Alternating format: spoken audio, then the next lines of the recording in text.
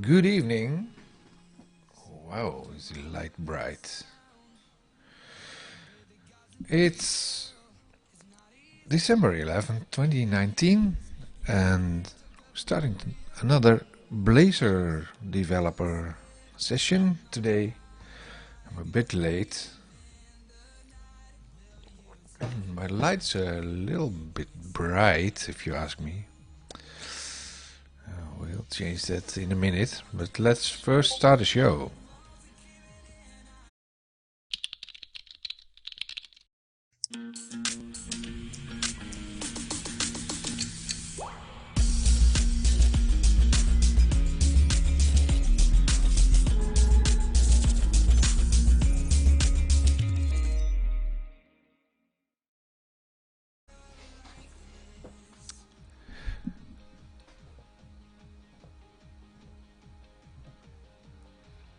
Welcome back to another session, live coding with me. My name is Maarten van Stam, and today we're going to do some live coding with Blazor again. But I need to fix my lighting a bit because it's extremely bright. Probably because I forgot my backlight. That's a little bit better. Better. Still kind of bright. Let's turn the lights off and on again.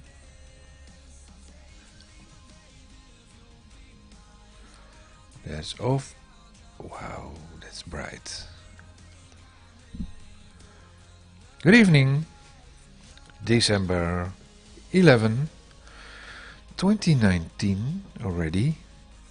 This is my midweek stream, and that means I'm going into Blazor, trying to revamp our latest website, our old website I should say, and move it over into Blazor. Fanny Reinders already made a start of it. I continued last week with that. I was able to put in all the secrets and deploy it to the interwebs, but it was not published yet. So we will first have a look at that. Now the question is, what's the repo that I'm looking for over here? Maybe the last one. Oh, and there's an update available. Let's dismiss that.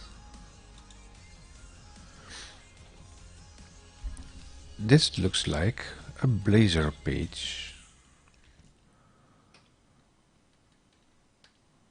Live coding page.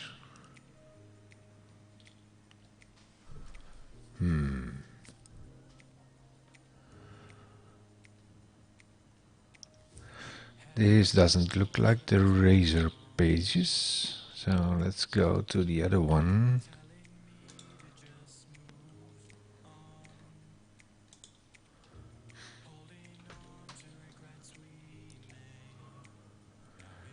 The one with SDNcast in here, maybe.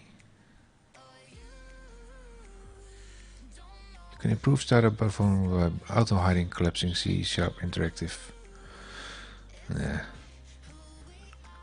This contains some Razor items over here.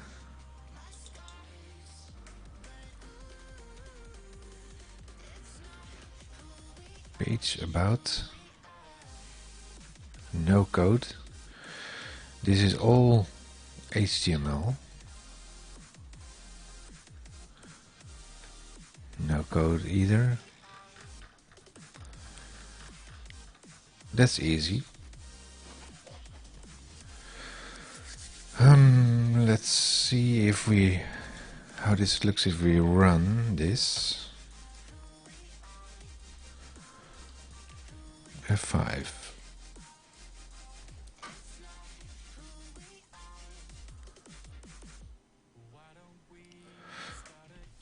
I thought I hit the F5 button, but...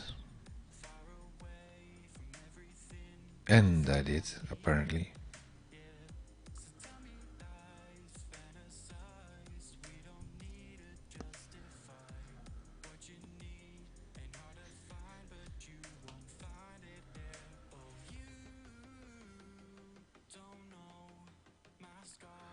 Low closed 5001. There you have it. Yeah, this is the current one.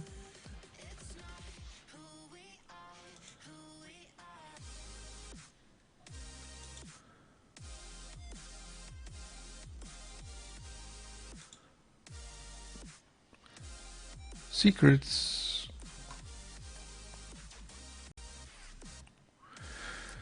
Where's my...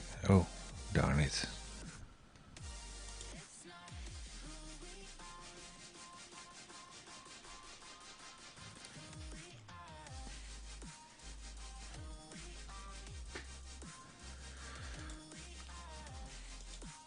And now I have my vmix twice. Hope this doesn't break my stream.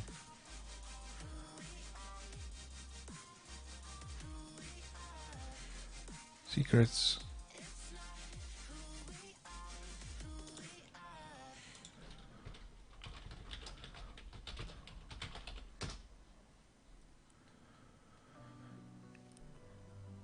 And back again.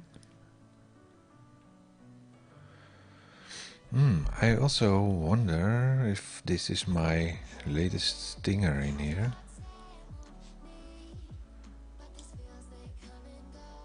Stinger? That's the old stinger.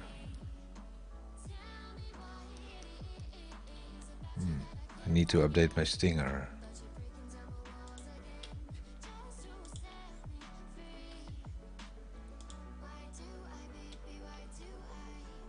This is how that looks like.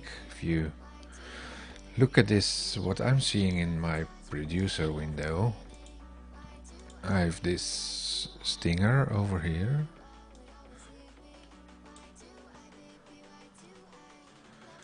Where is the stinger?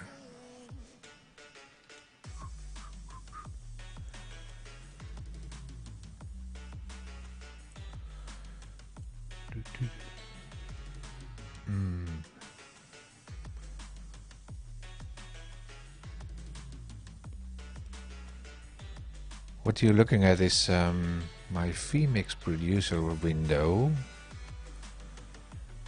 I'm trying to find the stinger box.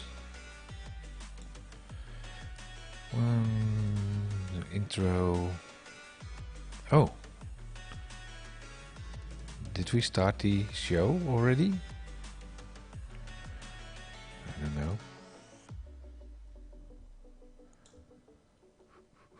Desktop clean. Live coding. Standby, restream Skype. Come on, where's the stinger box? Oh, this one.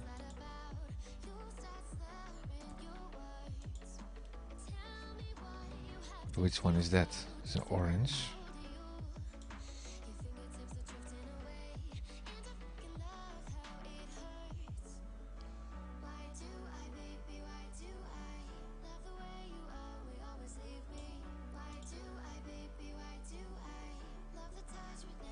Where is my stinger input?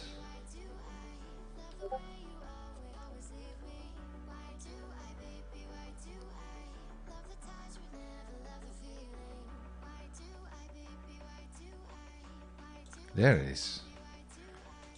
Okay. Change.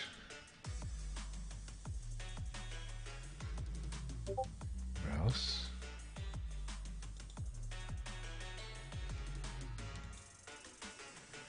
Stinger 2020.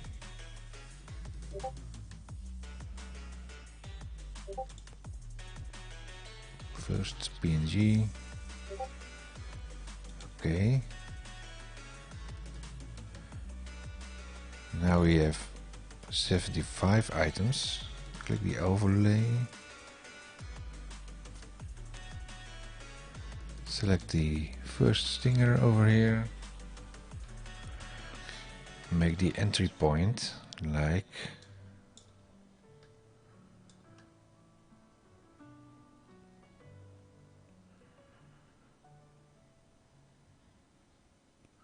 $18. So transition will be on 18. Okay. Okay, let's test this.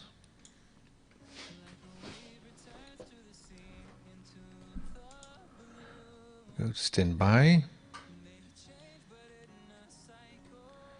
And now click in the other one. That's a lot better. My stinger is a lot faster right now.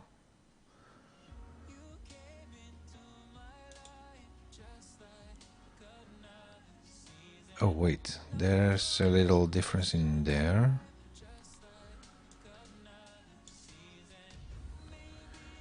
Go back to the overlay. This is not duration 149, that's probably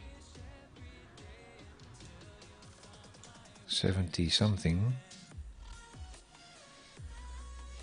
This one, 75. 75. Okay.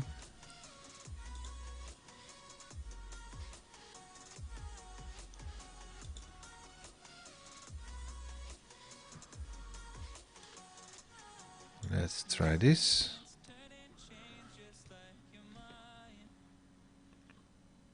That's better.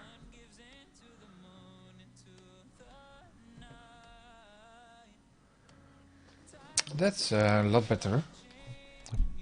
Better stinger transition. Cut it in half, and now the transition point is on half the time.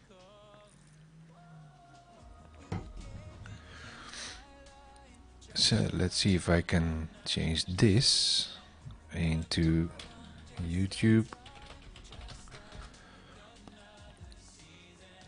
Oh, it's in my show notes most likely.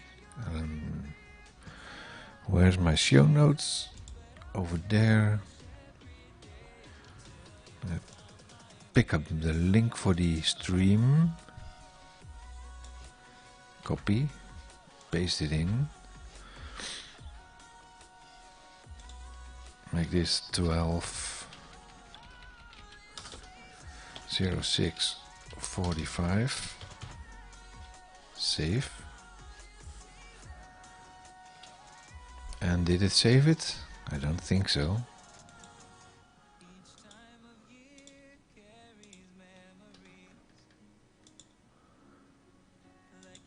It didn't save it. So the save button is not working. 06:45. Save.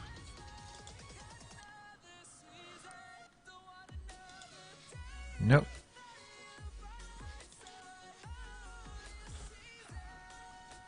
Still on the old time.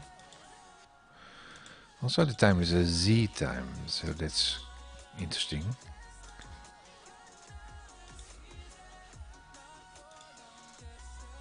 Let's go to the original one. Well, is the endcast.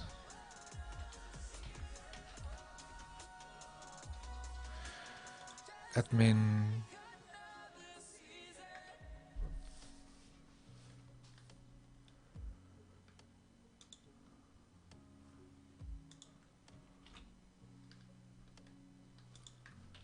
Make that 12:06:45.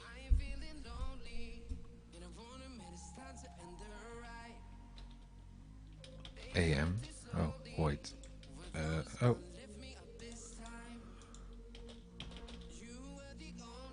Save. Live show details saved successfully. So this doesn't work yet in the live in the new updated website.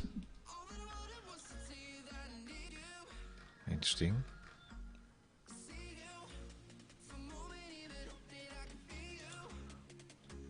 There you have it. Oh, wow.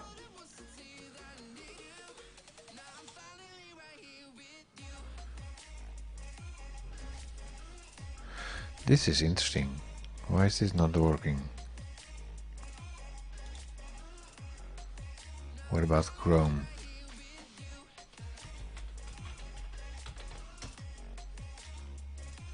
There it's working.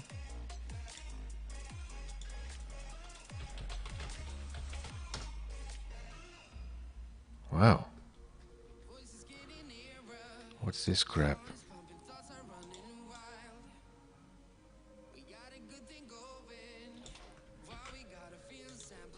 Google. Edge.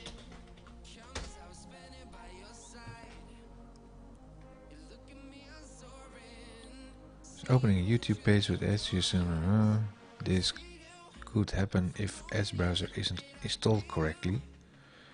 About new features and change Flash player. How to fix your browser does not You may encounter error message that reads your browser does not currently recognize any of the video formats available. Trying to play YouTube. The message is displayed over blacked out media window. That is true. Since the browser supports HTML5 codecs, you may wonder why. You've tried reloading video, restarting the browser. Go away. Nothing up. Why does this happen? Your browser is outdated. If you're using a very old browser, no. The browser configuration media source has media sources disabled.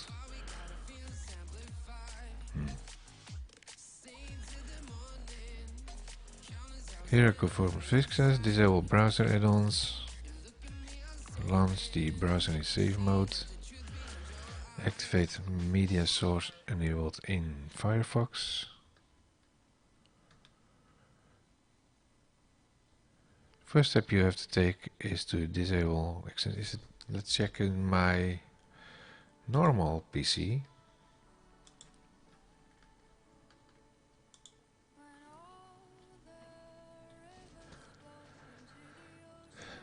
Like this, sdncast.nl. Here it's working, so it's somewhat related to my browser in here. Settings.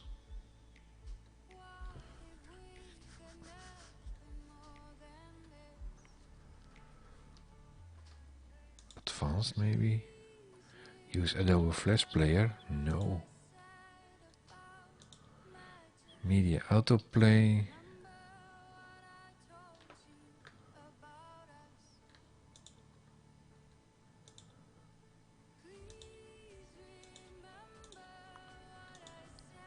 Oh.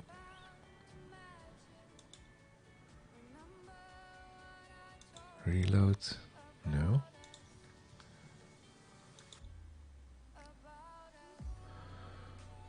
That's right, your browser is up to date, which means you can enjoy YouTube.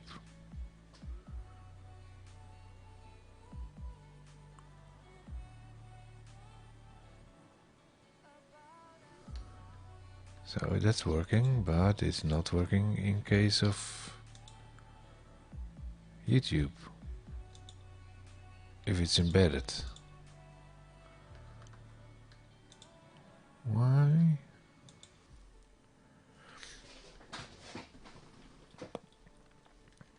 Oh. It would be nice if I would show this to everyone.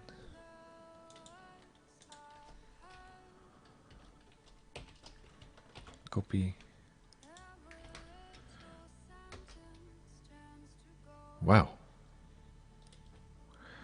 Your browser does not currently recognize any of the video formats. Is there an update for this maybe? Settings? Oh.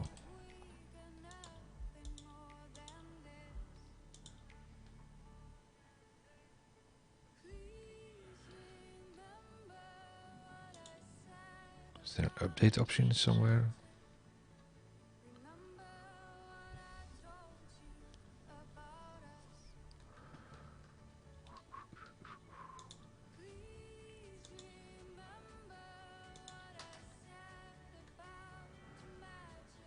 Cortana.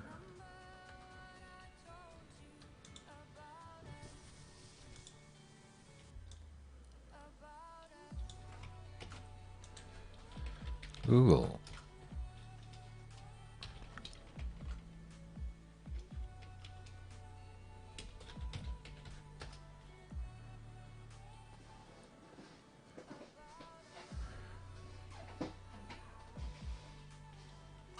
How to fix your browser?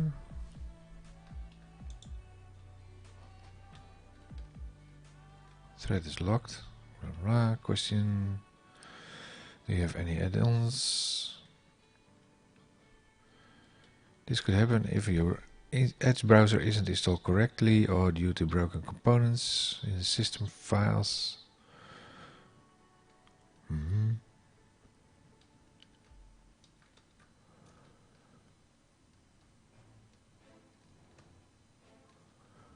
Is there an answer somewhere here?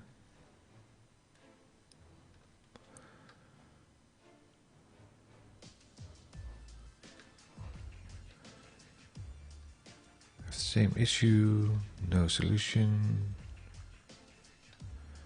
Thank you for getting back.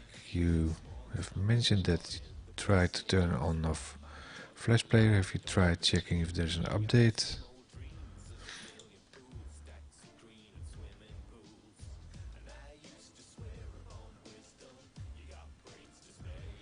Thank you for providing information. Media pack feature. No, that's crap answer. I did reset the browser, turn on off the Flash Player, and install it. I forgot the rest. Now I still have the problem.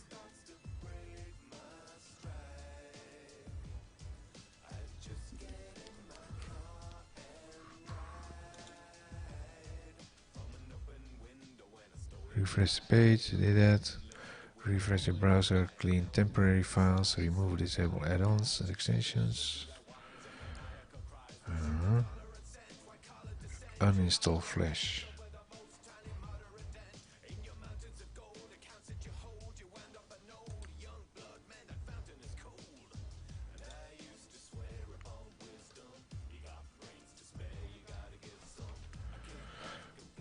No, I don't want to see the ad here.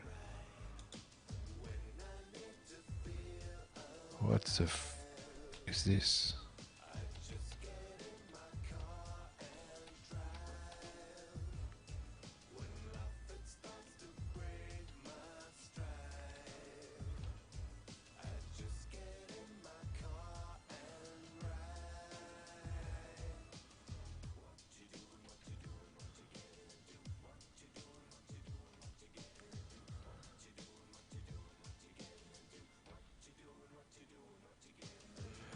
Disable what?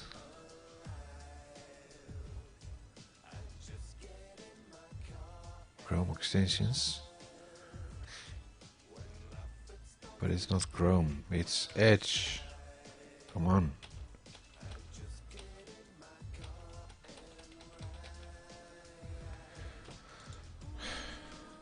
Edge.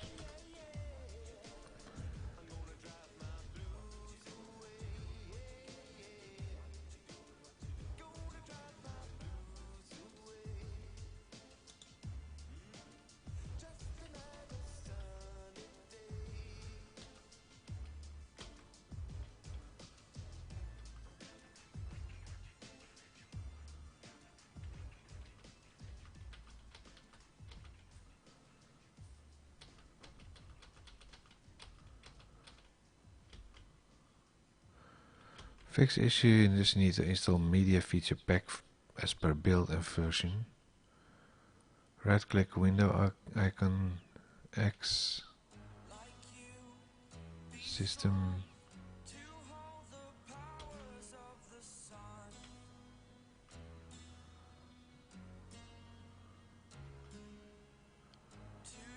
Come on.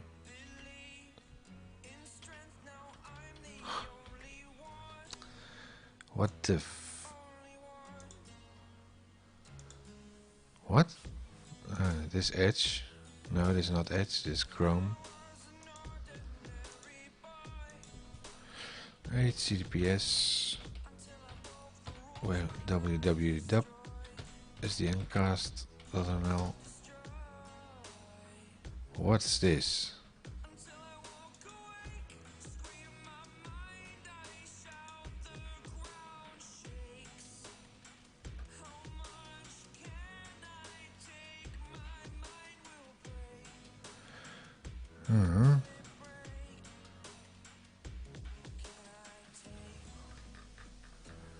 Your browser does not support this video.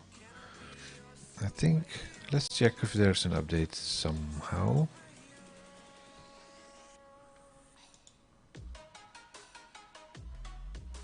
Ooh. Oops. Let's download.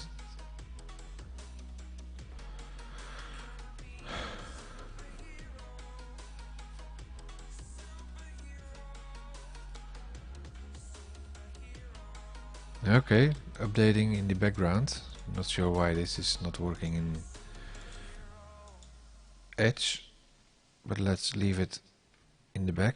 What's this? SDN exited. Yeah. So this actually is the updated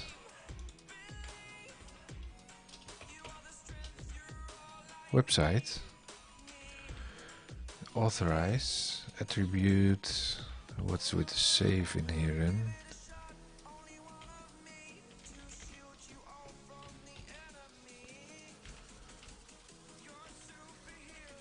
App settings.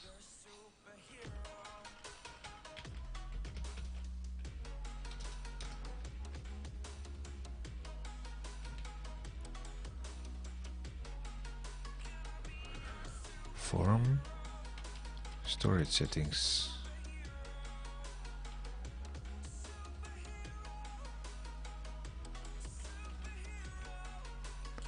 Let's run it again and see if it's now loading the website.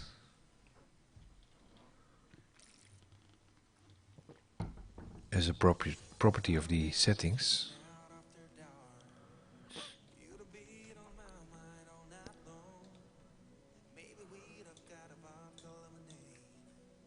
Should be reading the same settings as the production website.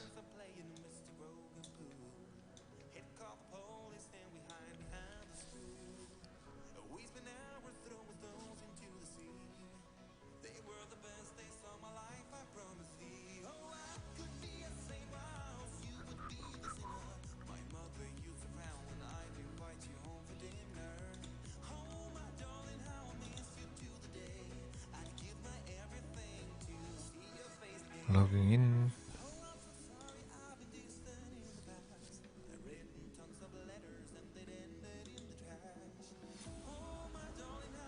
There it is. That's my playlist. There's some titles not there, not visible.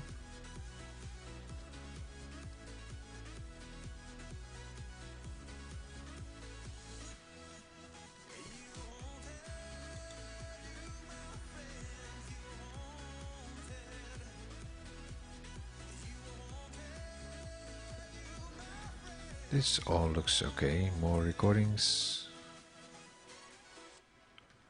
That goes to the playlist.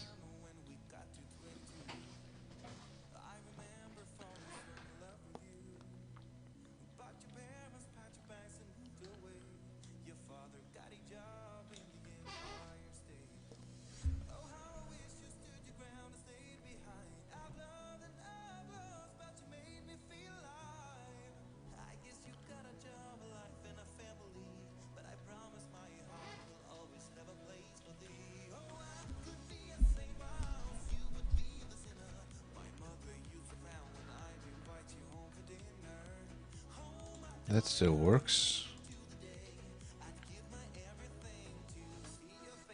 Now I exit it.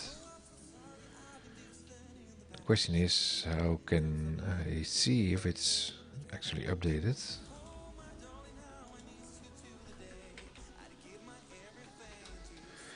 About page. Let's get the original website with this. Google. No. SDNcast.nl.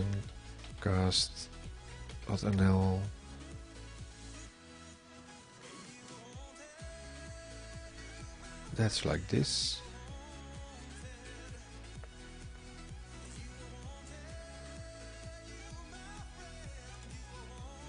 Go to this one.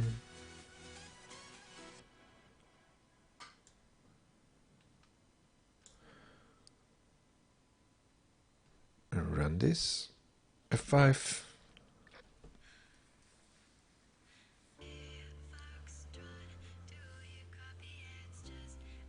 Auto hiding.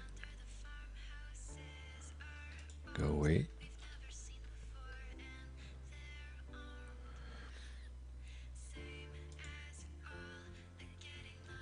Running low priority background processes.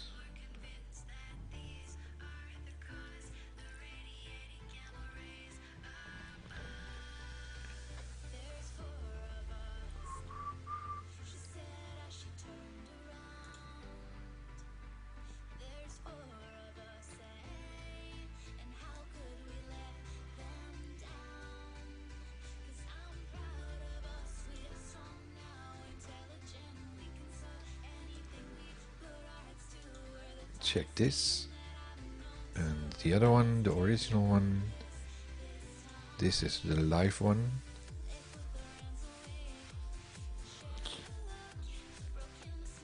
Home live coding, admin, about.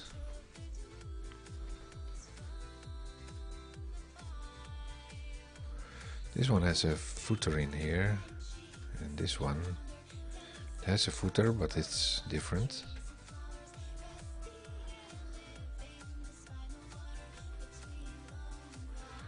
Weekly view on what's going on in the world of software development by Microsoft MVPs, blah blah.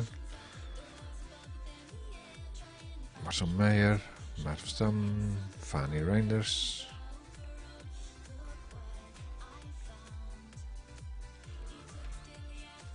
What if we put a font awesome in there? Google font awesome.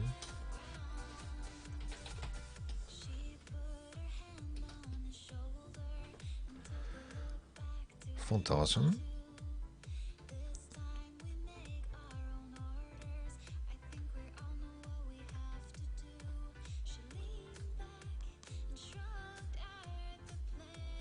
It's a little bit slow today. Twitter.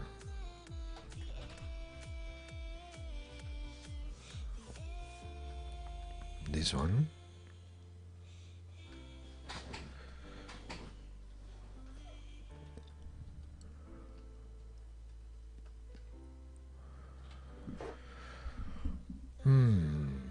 Let's see. What's the code for this? This one. Fab F8 Twitter.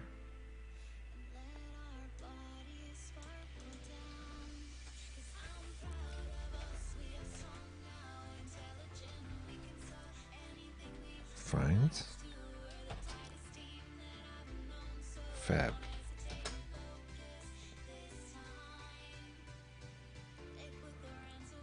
Nothing. There. Fab. Nothing.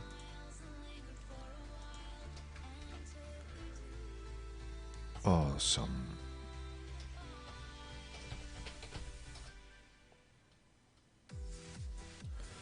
Is it used anywhere?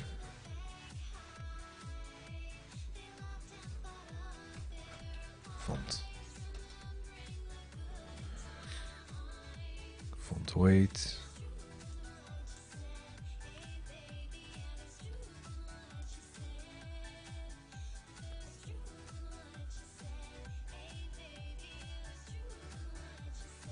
Bootstrap.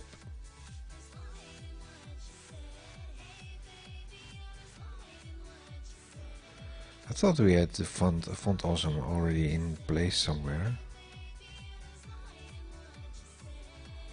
Apparently not.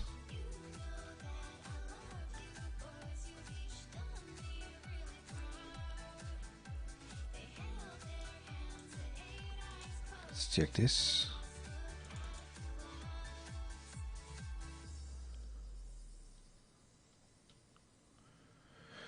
Body.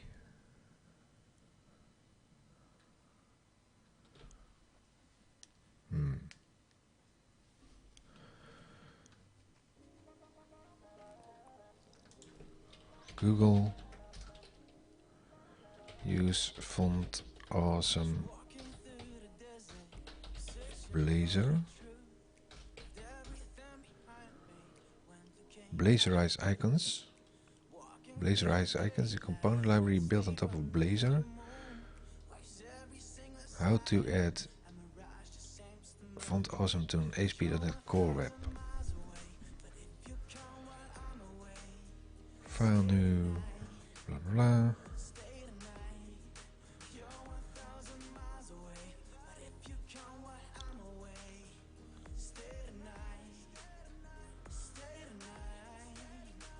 How to add font awesome to an ASP.NET Core web application core 2 or higher.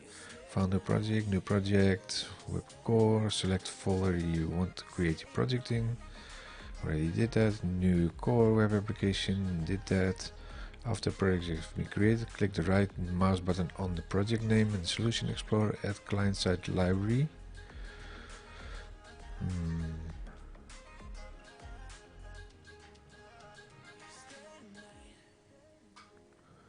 What fonts are these then? Wow, close. SVG.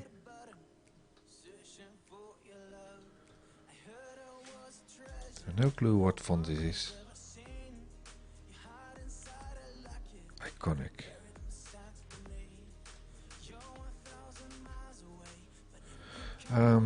Project, right click project, add client-side library, client-side library. In library field, enter font awesome, font awesome.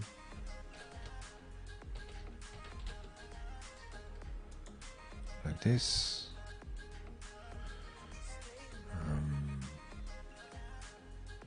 Then it will show you what files will be installed to what directories. You can choose specific files to install. For that, select the option choose specific files and mark the files you wanted. Click install the library. Next we have a reference. Yeah.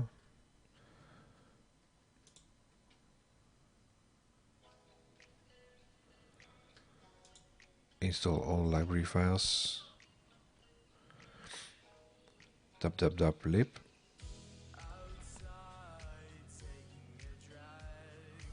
www.lib, same thing.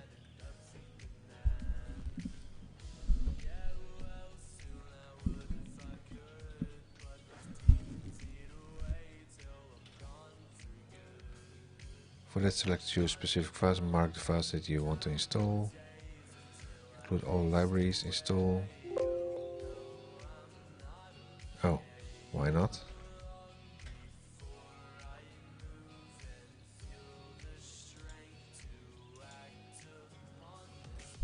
Unpackage. Oh, come on.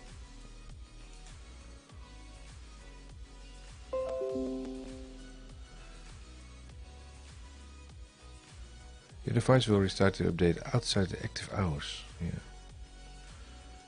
Let's go away.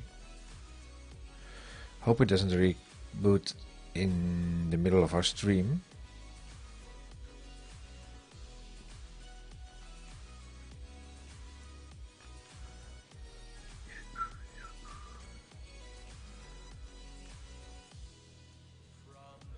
So apparently this is not working. Why is it not working? Google, add client side library, font, awesome, not found. What's the name? CDNJS, CDNJS. Using CDNJS with lib manager.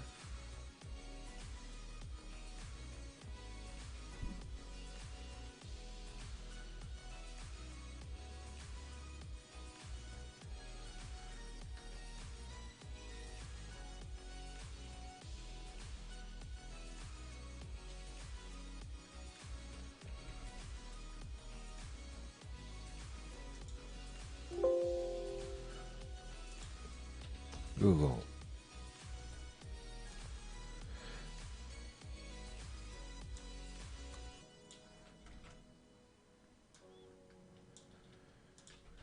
The font awesome library could not be found. Could not be resolved by the CDNJS provider.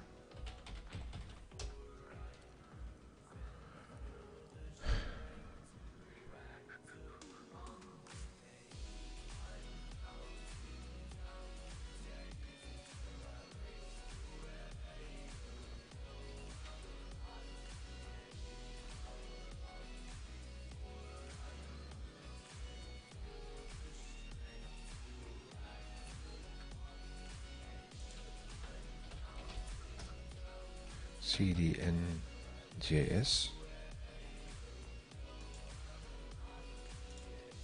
font awesome.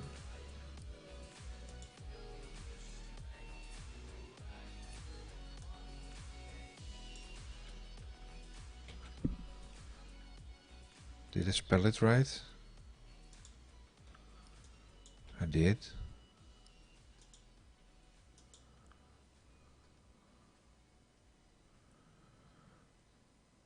Library add version.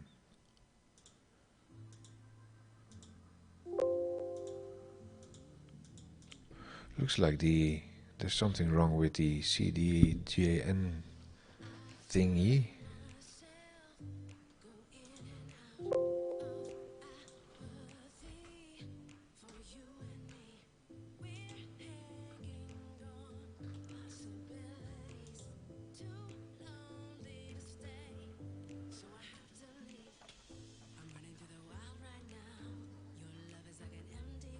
How to use CDJN, libwin, create a new one, client, libman JSON.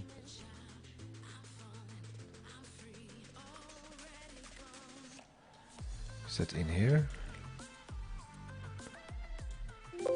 Oh.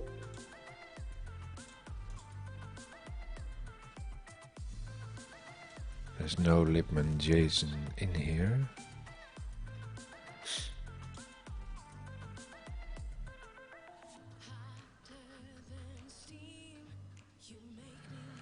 Well, let's do it the other way then. Like this.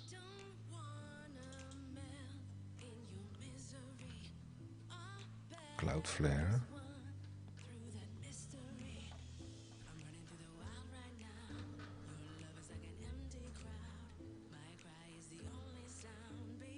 Font awesome, that's this one. Copy. Find CD and JS. Nowhere to find.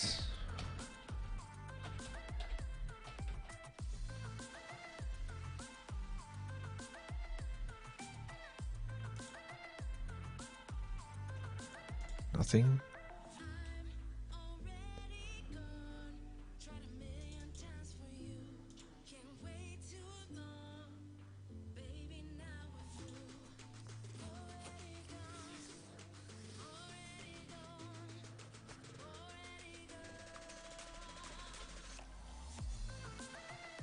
strip.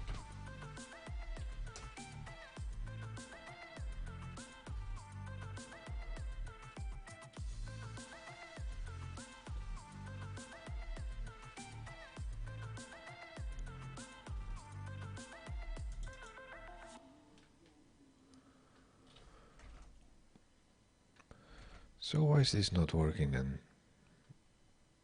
CD and JS? Come on. How hard can it be? Close all documents. Close all documents.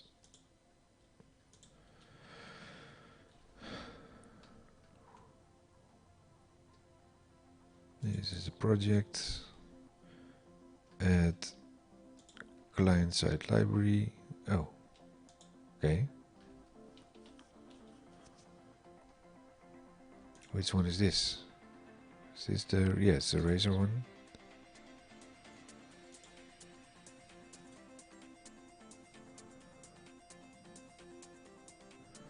Now it's grayed out. Why is it grayed out then?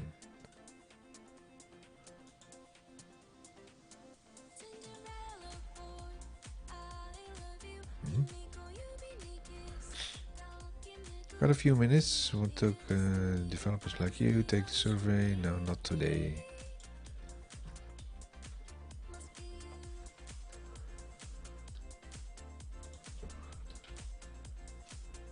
Target framework. Let's quickly go to this one.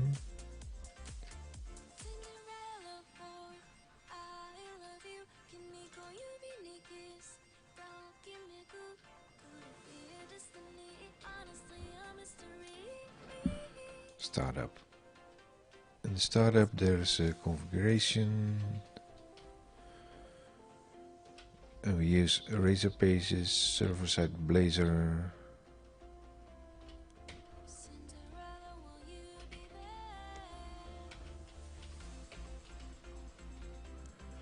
Is development, home error, authentication, authorization, endpoints, host. Okay. Wait, is it still running? Yeah, it's still running.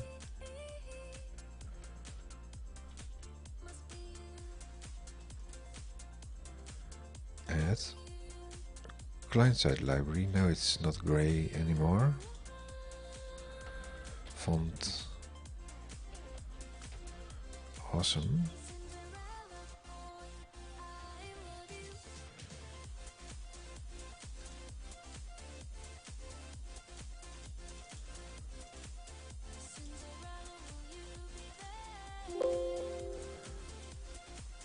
This is not good.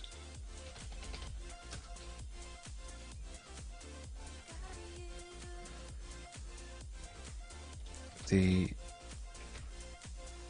library could not be resolved by this one, libman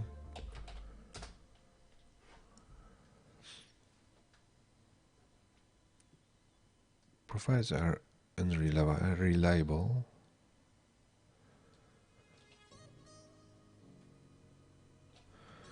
Lib 002 doesn't load the lib.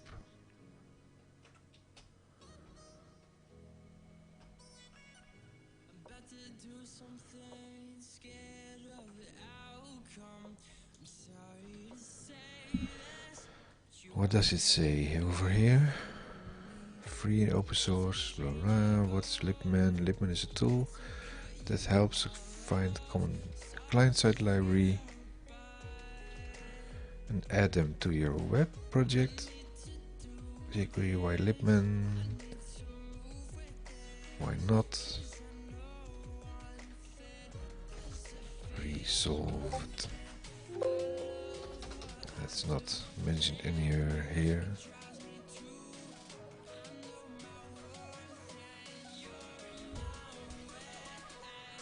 This is exactly what I did.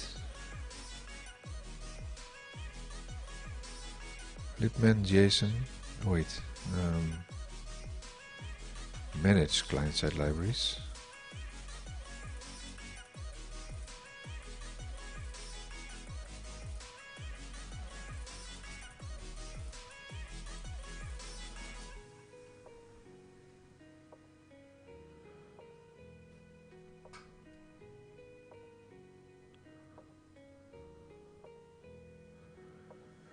Package reference. Where is this stored?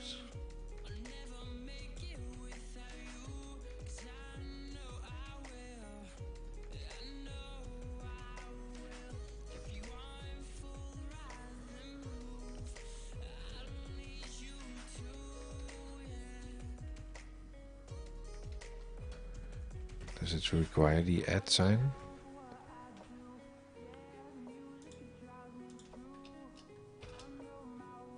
Wow.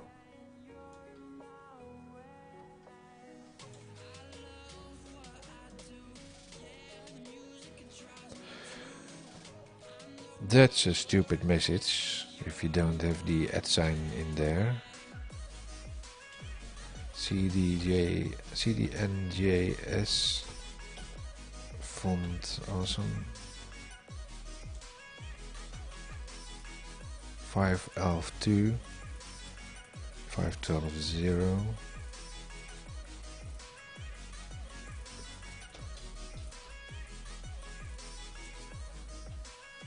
font awesome.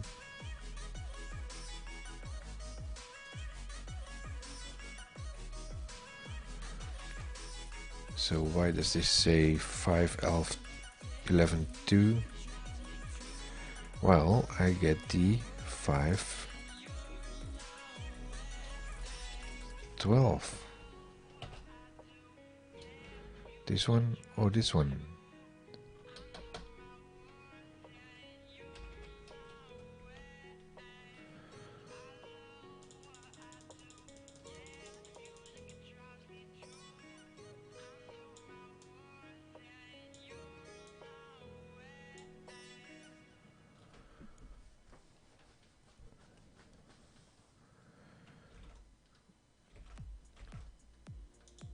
At least this works. Font awesome CSS.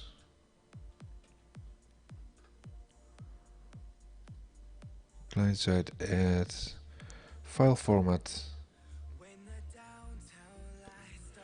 of chosen library would be CSS, JS, fonts, etc. Those files copied. Blah blah blah. You imagine CD and JS servers down for maintenance.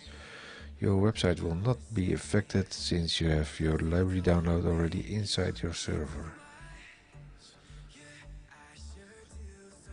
There are 3 changes in Libman JSON file. Once you hit the install button from the add client library pop-up, the window notice specified again to CD and JS unless it's different from the default provider. The name of the file added the Libman JSON file into the libraries.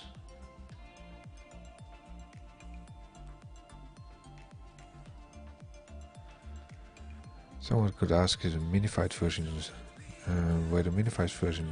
The simple answer is the answer is simple. If you click on the arrow button to expand the node of Font Awesome, there's a minified version.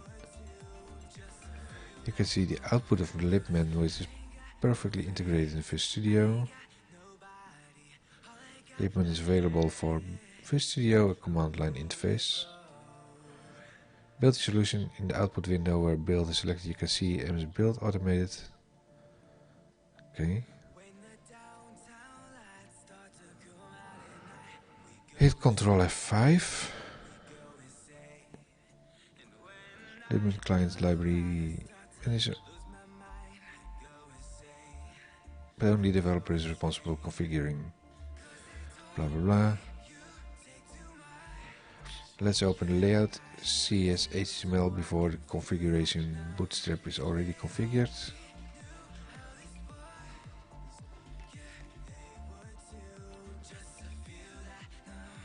Bootstrap.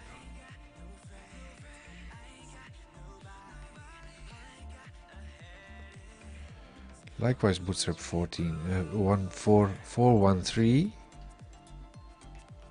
Let's do the same for the Font Awesome library. For the development environment tag helper, you can simply drag and drop the CSS file instead of writing the link.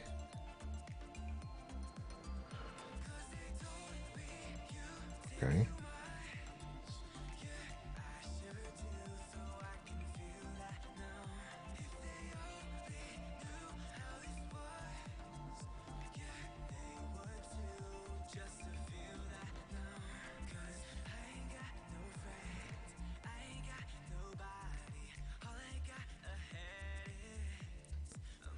There you have it.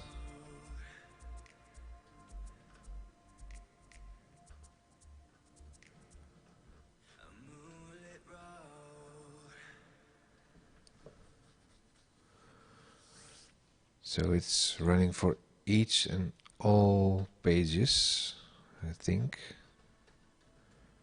How to update, uninstall your client-side libraries.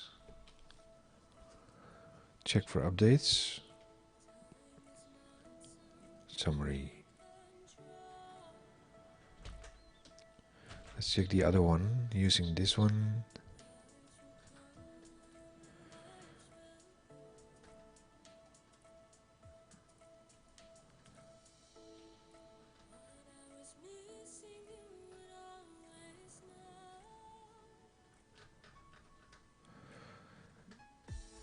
Add client-side libraries. Font Awesome. There you have it. Let's see. 3 changes. Is it the same file over here?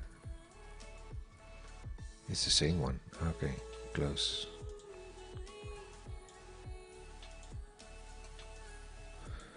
Oops. Close this. And we close that.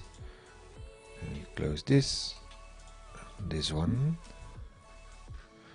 Let's go over the short version over here. Add client-side library. That's what we did. Client-side library Font Awesome 512.0-1. Wait, this is not the right one. Is this one? Yeah. Font Awesome. That's changed. Click install library. Install.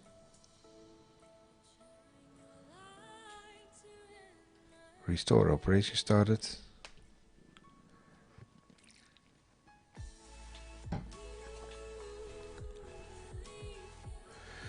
So now we have in the lib, there's the Font Awesome. Apparently. Yeah. Close this, close that. Clicking next, we have to reference the library to be able to use it in the views. Open the layout HTML file. Layout. Where's my layout? I lost my layout.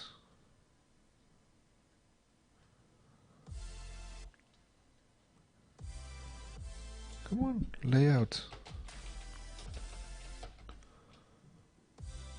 There it is on the components. What? Is it? Components.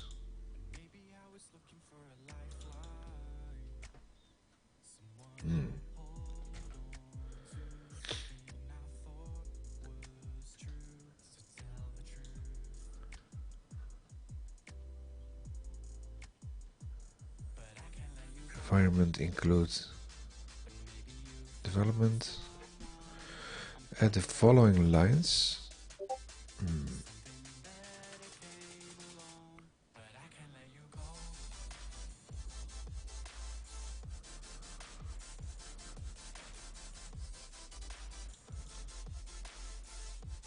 Let's see where they have been hiding this one. File. Nowhere to be found.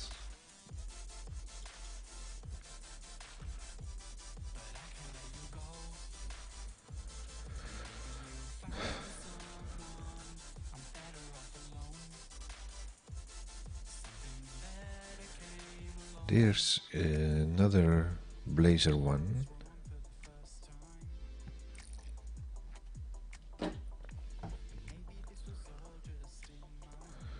That's my to-do list app.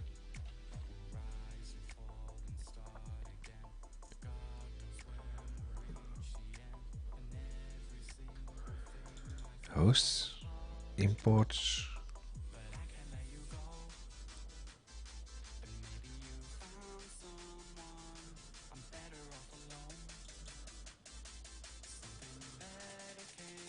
There's no layout in there, I think.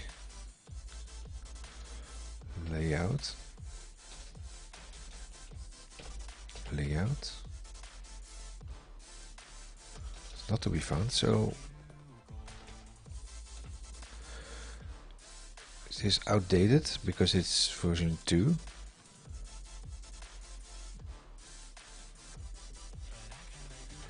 Add font awesome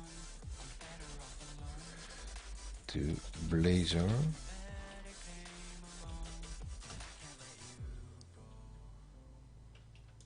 This is the one that we've been looking at, I think. Yeah. Back to Blazor client. Create a Blazor WebAssembly hosted, blah blah blah.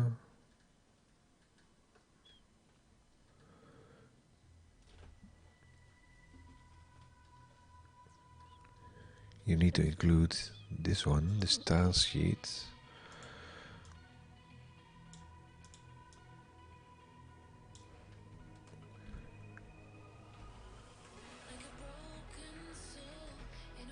Style sheet. Let's look for the style sheet in here.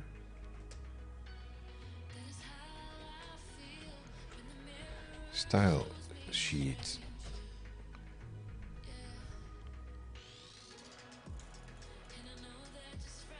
There it is, it's in host.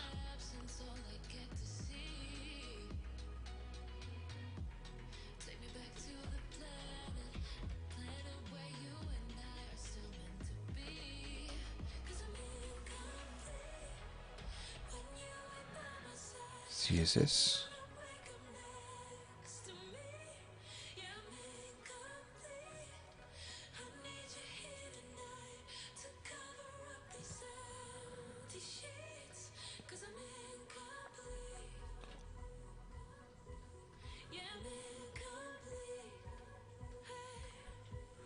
Script source. Source is CSS font awesome all min script. That part is put in.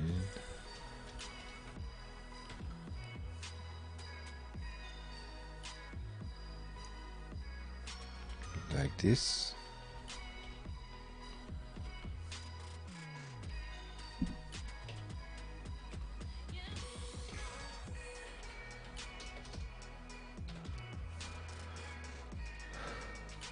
jQuery.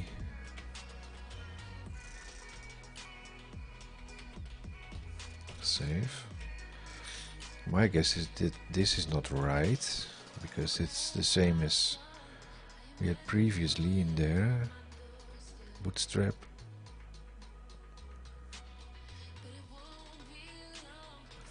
Let's try it in the about.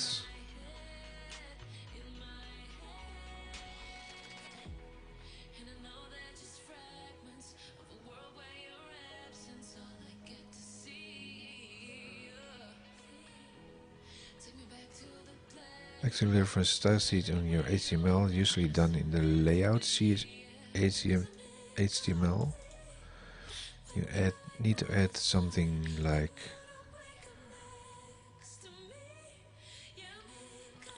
just to do this, doesn't have a layout HTML. Come on. Google underscore layout CSHTML not found.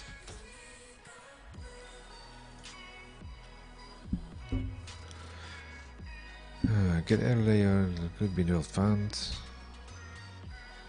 But the layout page is at blah blah blah.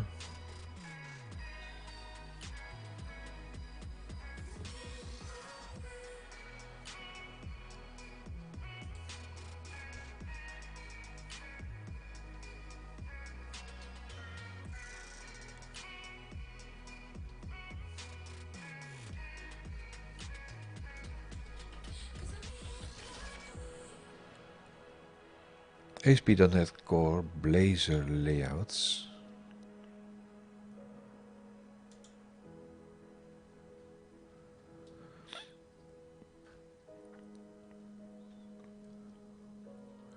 Some app elements such as menus, copyright managers, logos, blah blah. Copying the code of these elements into all of isn't efficient. Layouts solve this problem. Technically, a layout is just another component. A layout is defined in a Razor template or C# code and can use data binding, dependency injection, and other component scenarios. To turn a component into a layout component, inherits layout component base.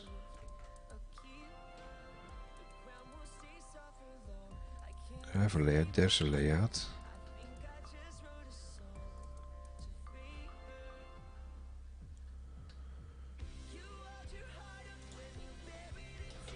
Layout.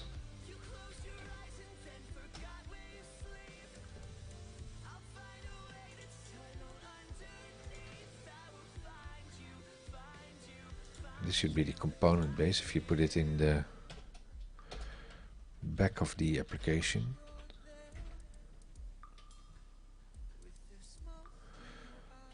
Inherits where is it?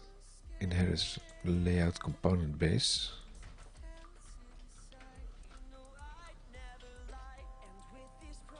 That's not in here.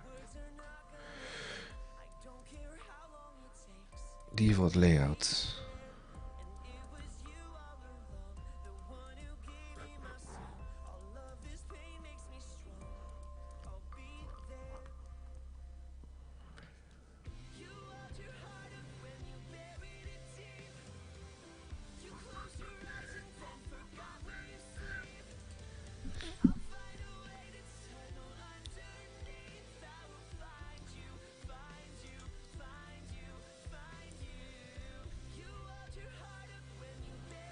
Creating a template, inherits directive using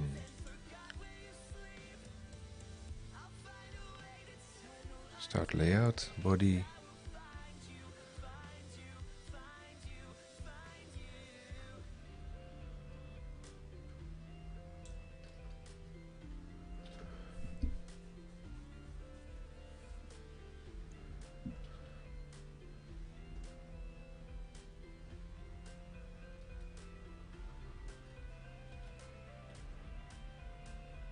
well, let's first try if we can get this font awesome thing working.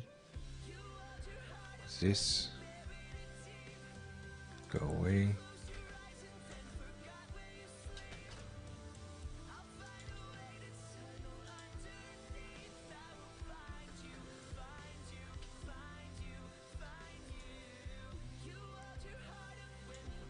Copy. Go to the about page. Where's my about page?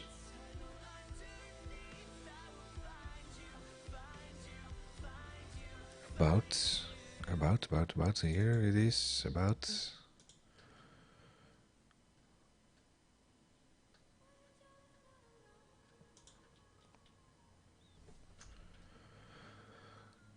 Something like this maybe. And make this font awesome Twitter.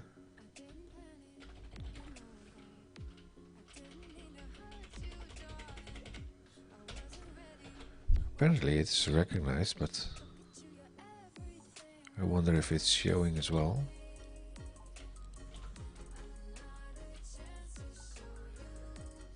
What's this?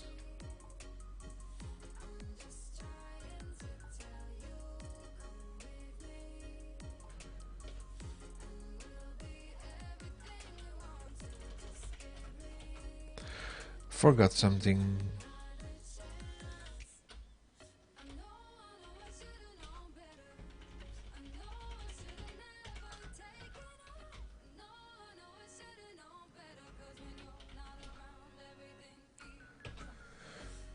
Run F5. Oh, that's not right.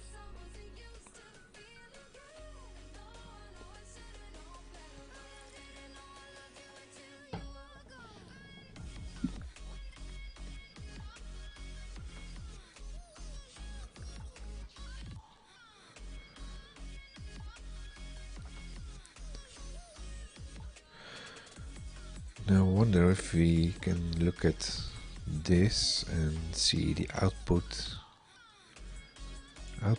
Then we have library manager, dub lib root font awesome, written to destination, SDN cast.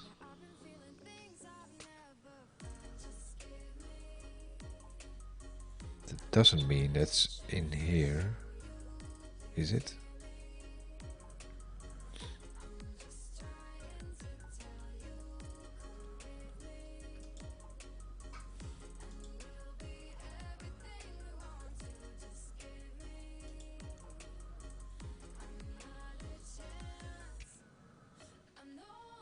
Where's the dub?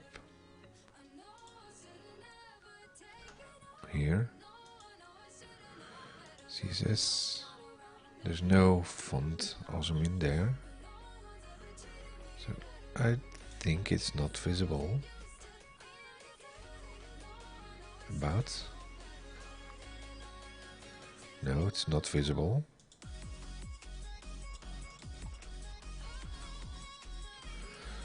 And that's the same as we saw with Bootstrap.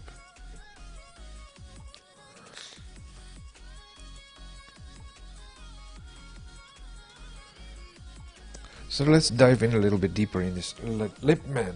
Oh, come on, my chair's not moving. There we are.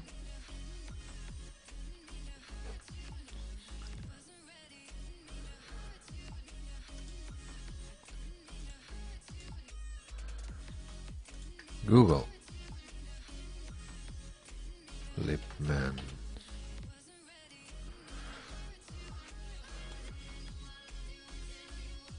Use libman.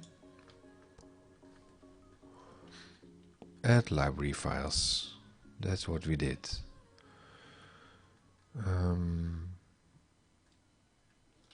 This built-in support for libman in ASP.NET Core, including support for configuring my menu items triggered. Search dialog, blah blah blah. View download sample code, how to download. Use the add client-side library dialog. That's what we did. Manually configure libman manifest file entries. Follow these steps to install a client library.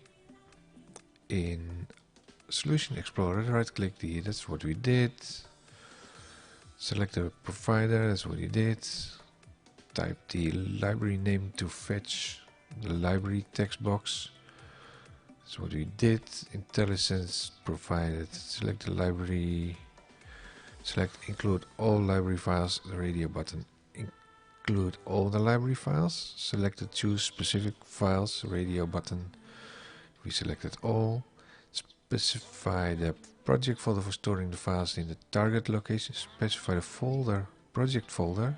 Yeah. As a recommendation, store each library in a separate folder. That's what we did. Suggested target location is based on the location which the dialog is launched. If we launch the project root, lib is used when root exists. Lib is used if root does not exist.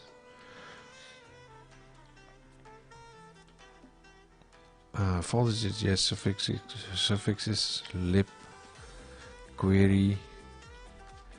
Click install button to download the files per configuration file in libman.json.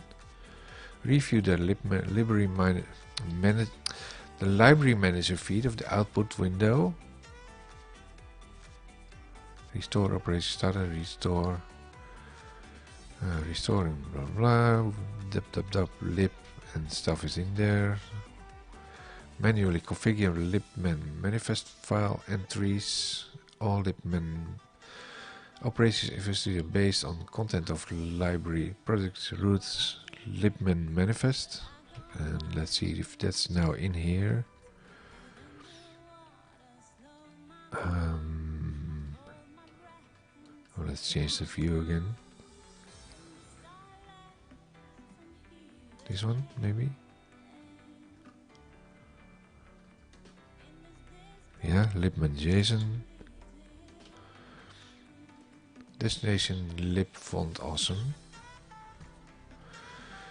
If the libman doesn't already exist, it will be created. The Visual Studio offers a rich JSON edit and blah blah blah.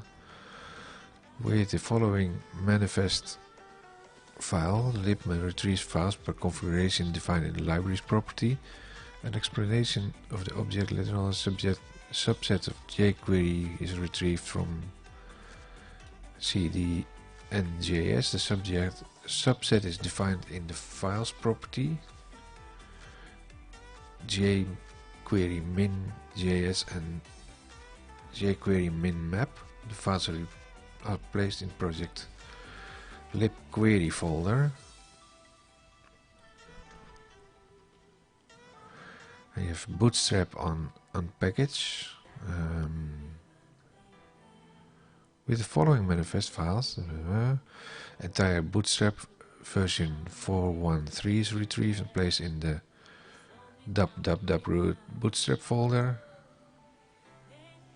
Literally provider property. Let's see.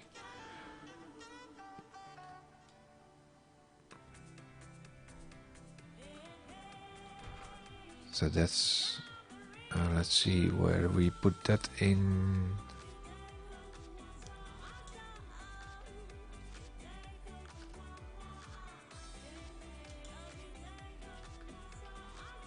The question is where did this come from? Add client libraries. Oh, it's running again, obviously. There. If it's running, you're not able to apparently add items in here. Source map. So it should say something like this. Add client library. Unpackage bootstrap.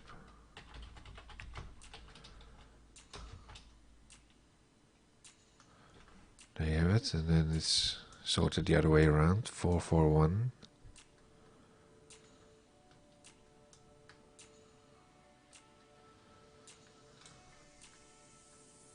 Lib bootstrap. Let's just put it in all.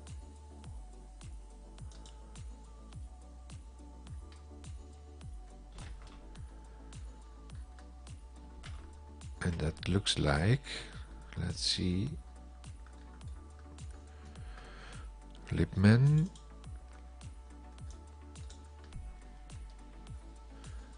provider unpackage bootstrap for lib bootstrap, yeah. Provider file system. A subset of Lodash was approved by governing body with the organization. The Lodash.js min files are retrieved, yeah. Restore library files. To restore library files from within Visual Studio, there must be a valid libman.json in the project. Restored files are placed in the project at the location specified for each file. Restored during build. Right click libman.json.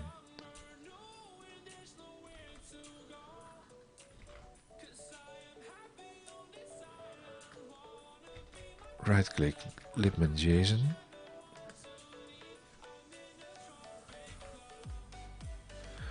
right click libman solution, explore and select enable restore client side libraries on build. That's not in there.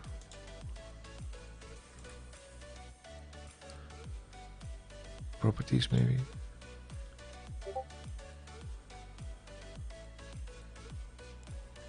No. Build action.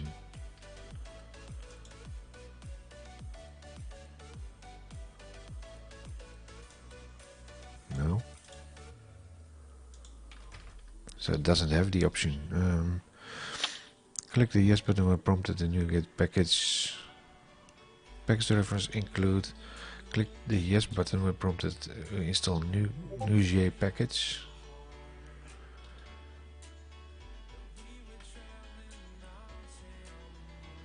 What? To restore library files from Studio, there must be a valid libman JSON file in the project root, and there is.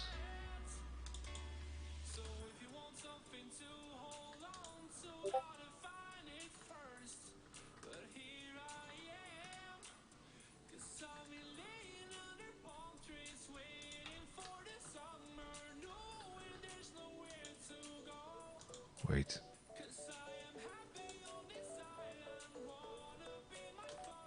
Close all documents again.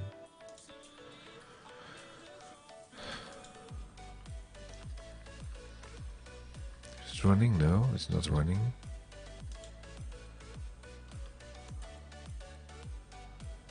Oh. So why does it now do this?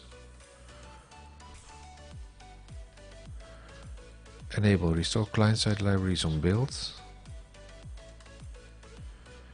Restore client libraries. Enable restore client-side libraries on build. A library manager NuGet will installed. Yes.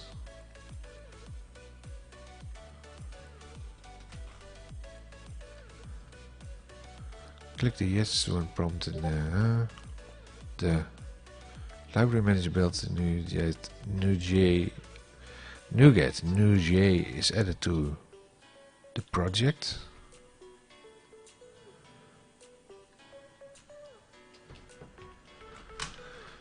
Library manager.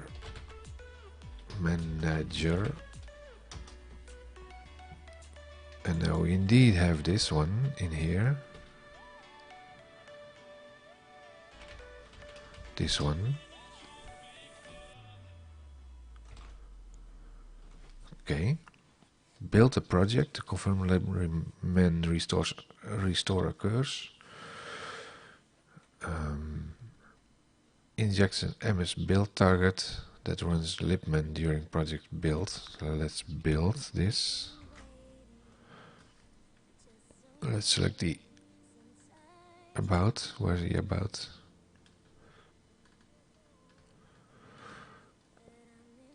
There's my about. Quickly Ctrl+Shift+B. Build started. Where's my output? Here. Restore operation started. Restoring library font awesome and bootstrap. Yeah, okay.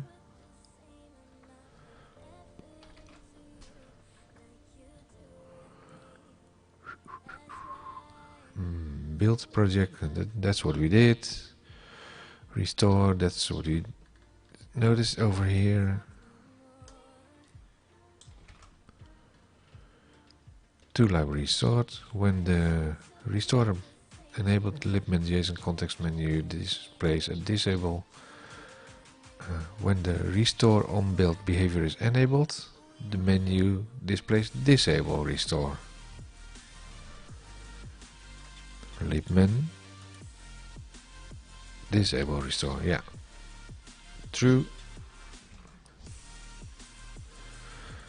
Restore manually. For all projects in the solution, right click the solution name, Right, so click the solution name and click restore.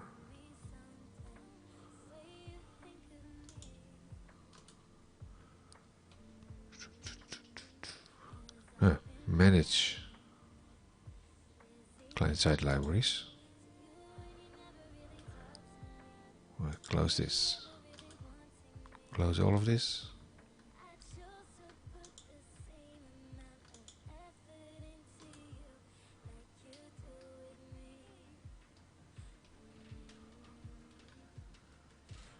There's no such option. To manually restore the library files for all projects, right-click in Solution Name, Solution Explorer, Restore Client-Side Libraries. My guess is that it's now on this one. Yeah, it's now on this one, Restore Client-Side Library, so they moved it over to a different location. Specific file, right-click the libman.json file in Solution Explorer, Restore. Right-click the libman.json file. So that's not true.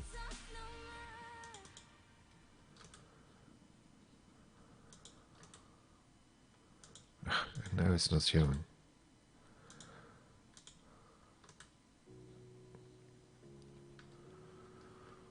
Clean, disable.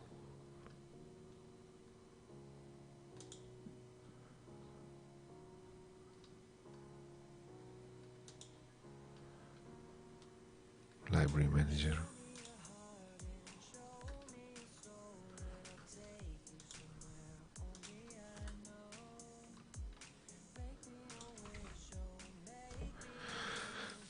When restore is running, the task center, status center in the Visual Studio so will be animated to read restore operation started. So that's on this one.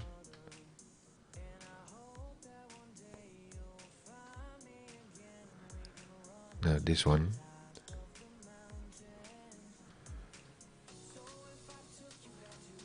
Restore client-side libraries. Now you notice this one.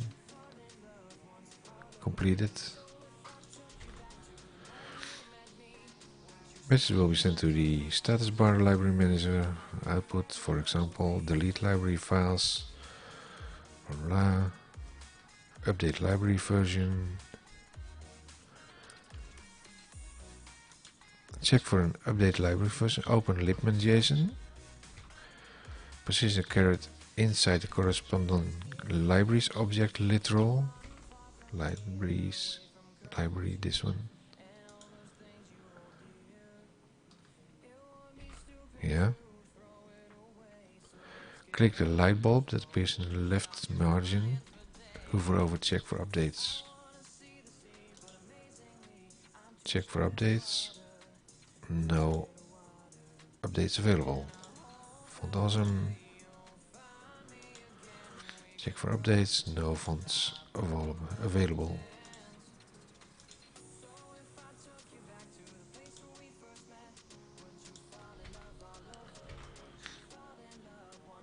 Okay.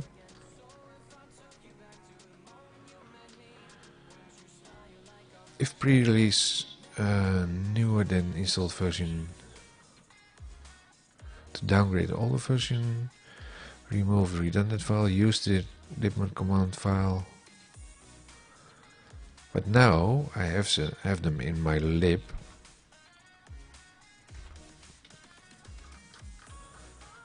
So what's next?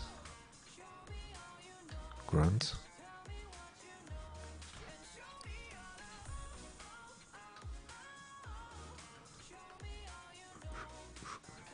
Because if I run this, I don't have the files in here unless you put something in,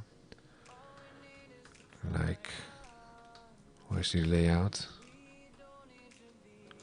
This one? No. Style sheet.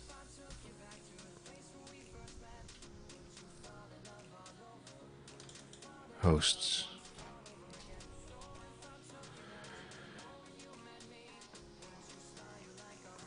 This one is not in here, but it's somewhere in lib. But lib is not deployed, I think.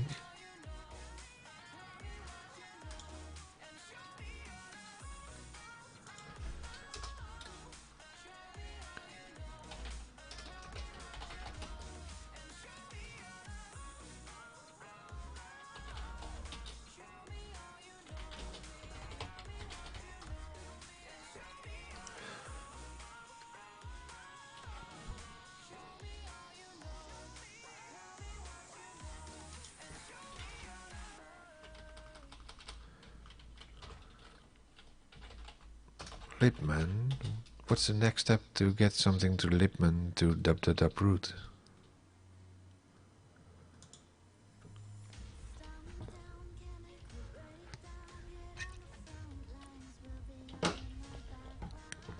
Using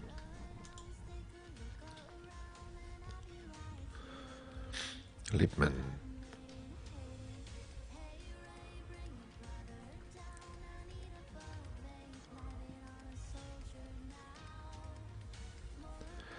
If you have similar issues, blah blah, but how do you get it into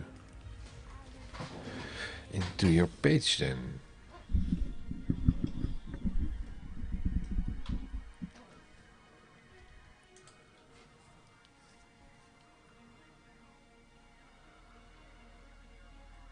Of course, I don't have a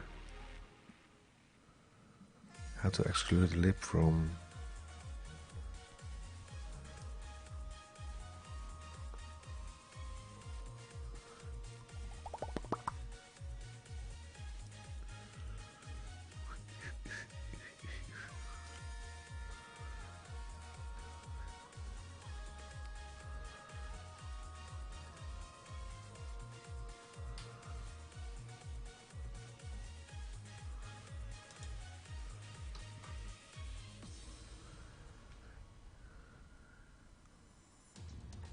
Because if I'm correct, if you want to reference the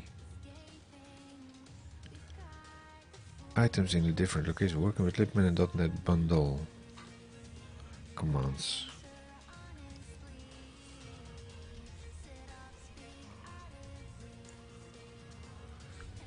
Because you can do something like this.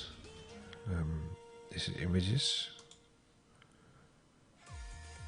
Okay, images in there. Lip.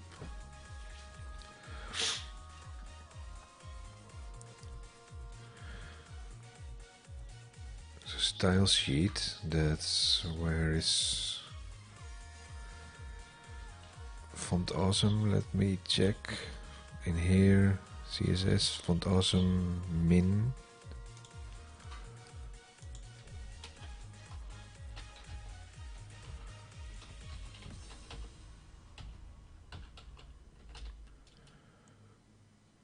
There it is. Why is there something ignored?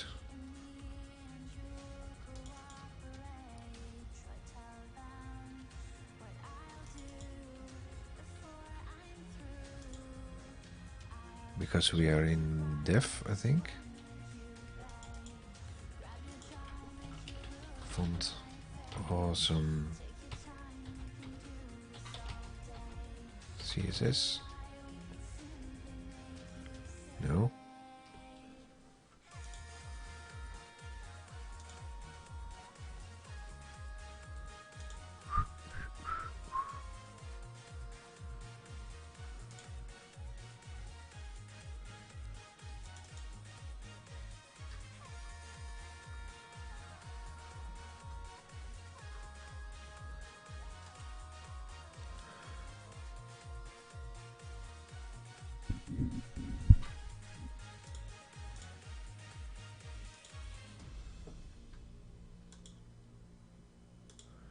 Why is this ignored?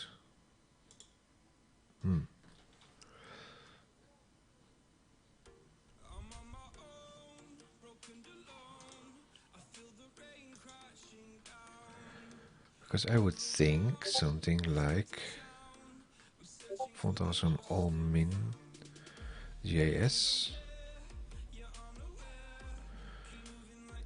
Because this is style sheet, so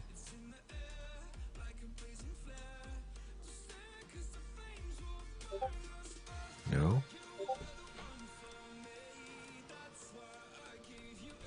What?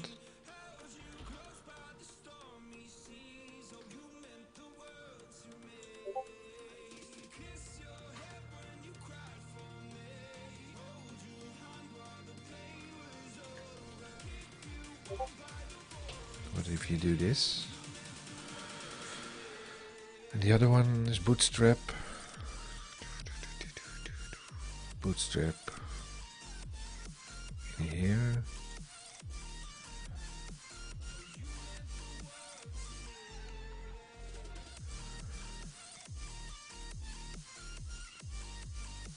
Where's my bootstrap? This CSS bootstrap. Same thing. Bootstrap min CSS. Bootstrap CSS.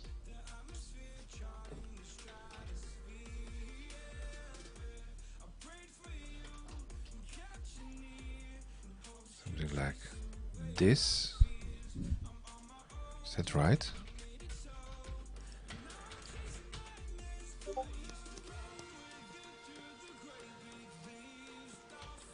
What if I put in...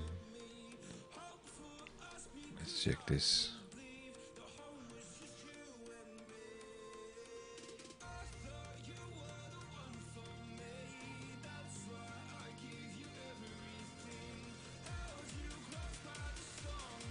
First run it and see if it's working.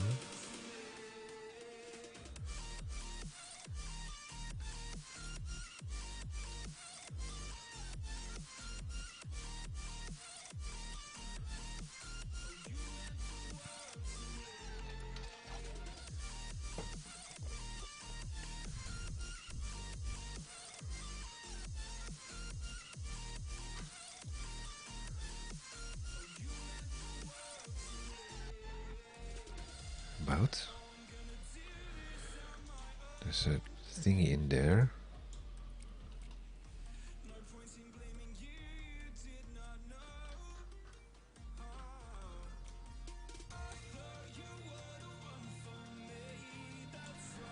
Copy. No.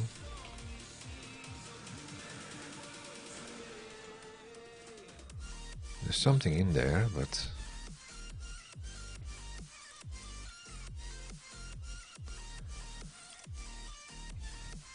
go to the Twitter one, Twitter.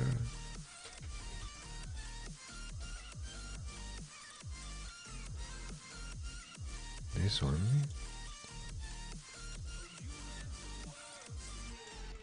Copy. Google. Let's see how that looks like. Is it white? No, it's not really white.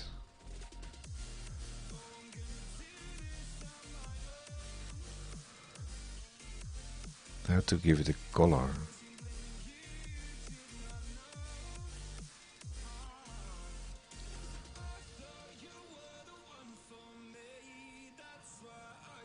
Update version 5.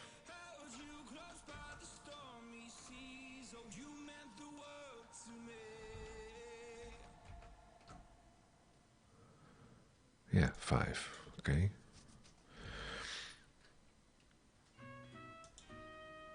Start using this icon. Class web Twitter. That's what I have in here, I think.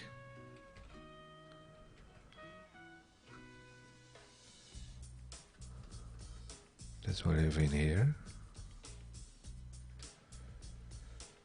But the question is, does this take this thing in there? Oh, this one is not right, I think.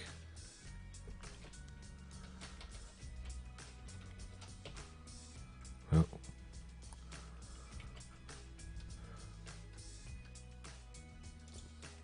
My guess is that it does not take this to the output window.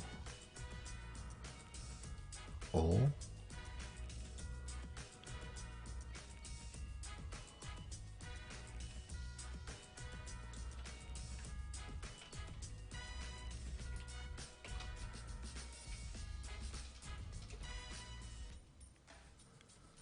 Script.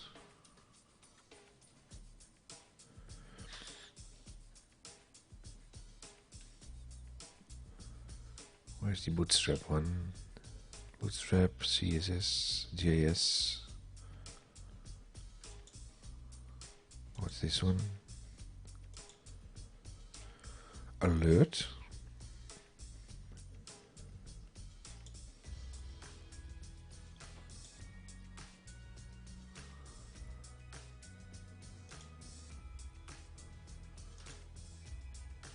I don't know.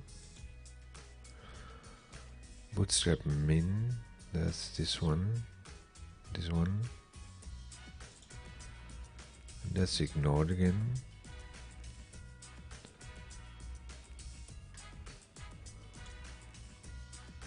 Oh, that's what I did not want to do. You need to use the dist folder, yet that's what I thought. The other JS CSS are source files. But where's the dist folder? This is the dist folder. So just dist JS, and what I have in here, where is it? Lost it again.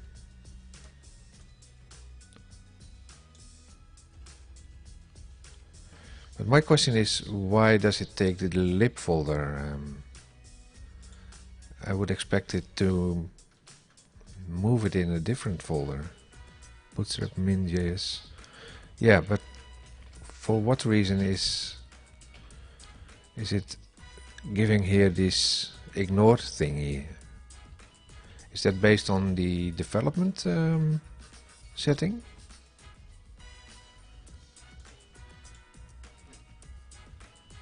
Like this.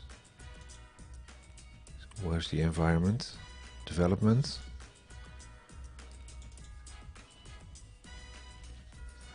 Based on git ignore. Oh, really?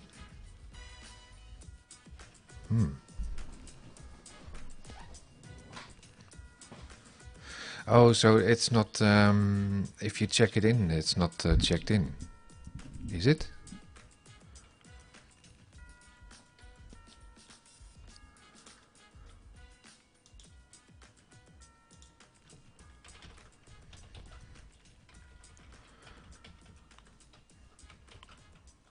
I wonder if it's working like this.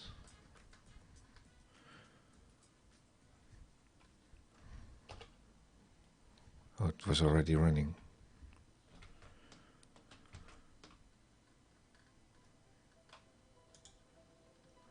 Let's recompile it.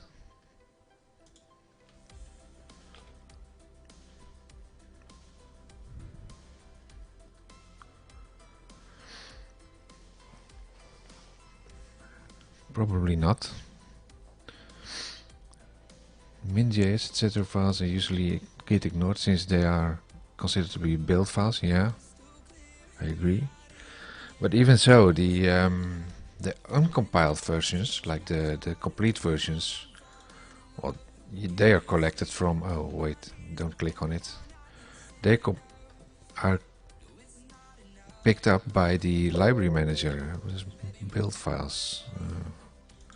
Where are the build files? The errors. Unable to copy.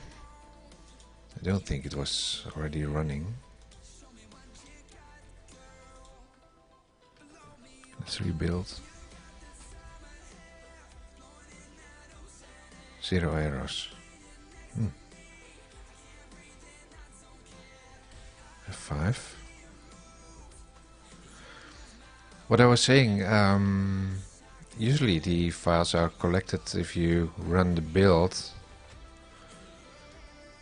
Then you will notice in the output somewhere, which one is this? Is it the right project? Yeah. It's collected by the library manager in here. They pull it in, so why put it in anyway?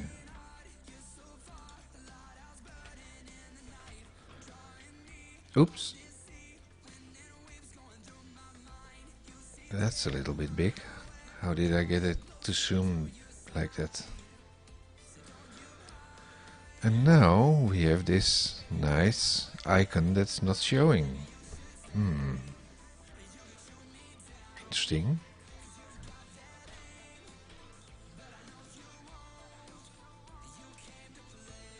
Developer tools. Let's see if it's missing something.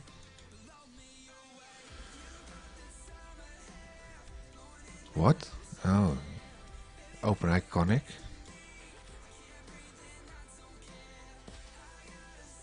That's interesting. Question marks means it's an unknown icon. Oh, but I didn't have a typo in there, I thought. Let me check. About. FA Twitter is an existing one.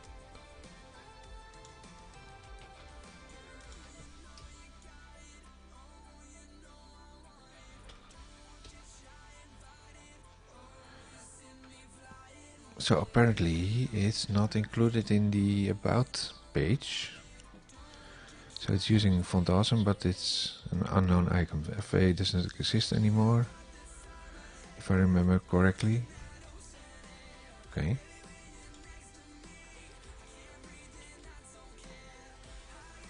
Font awesome.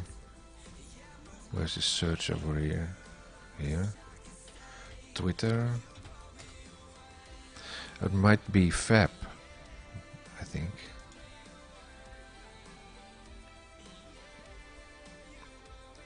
It's Fab. Yeah, it's Fab. Wow.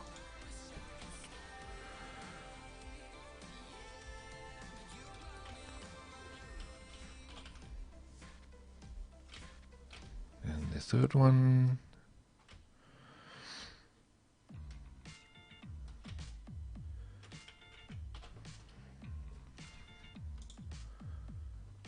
Something like this. Let's check if I need to reload it. Still need to fix the other icon, but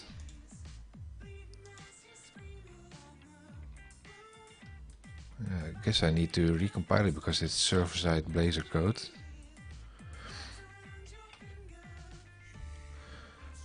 I would expect some sort of a hot reload in there, but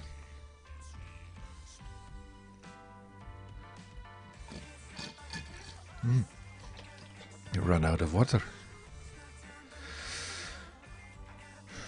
Special category. Oh, really? Brand icons. Yeah, Twitter is a brand icon. You can hot reload just like HBR, but you got to configure it. Okay. Also need to fix my browser over here, but that's a different story. There it is. Yes. Ta-da! There you have it. Kaboom.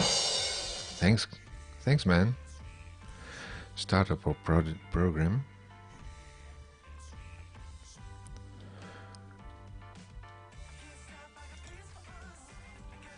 Oops. That's interesting news. Google. Hot reload Blazor.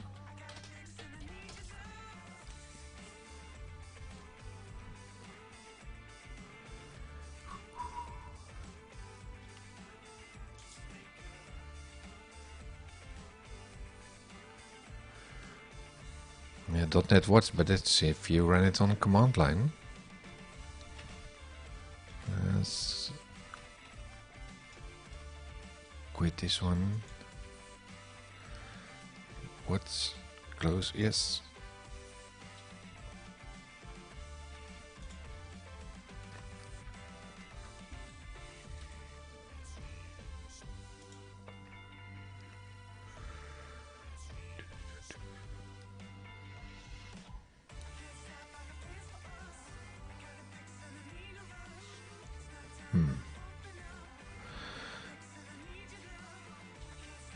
In Startup Program you can configure your own run options in Visual Studio. Apparently Watch is part of the bundle now. Didn't know that.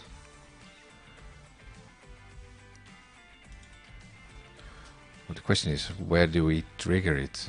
Do we need to put it in the command line?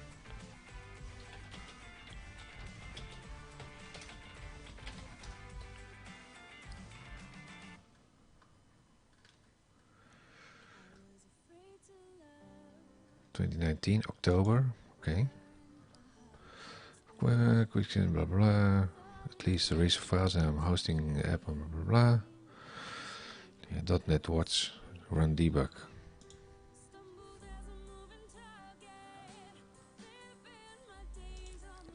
So you need to do it on a command line.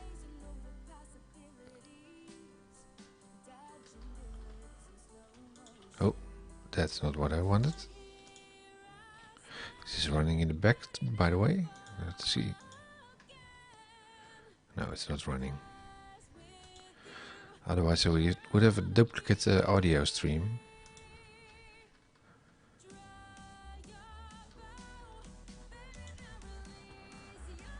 This one. Terminal.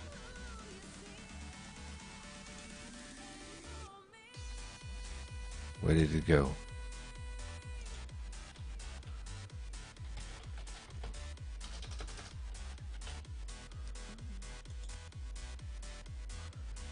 Oh, there's a little bit of a delay apparently. So what happens if we do this? .NET Watch run debug. .NET run, what was it? Watch run.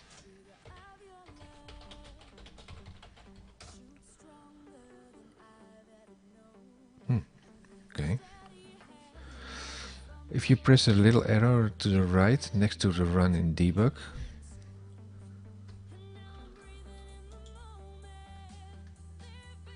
and then little arrow right on the debug button, you can configure the settings next to SDNcast.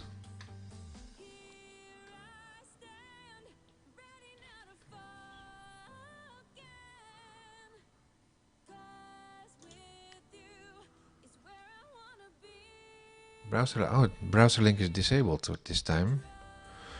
What does it say? Enable browser link, then open. Okay. So why is this not on by default?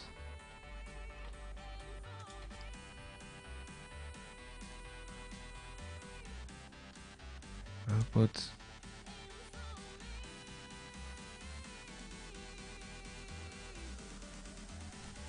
Let me see if I can send you mine. Like what? My stream seems to be a bit inconsistent with my bitrate. So let's check this.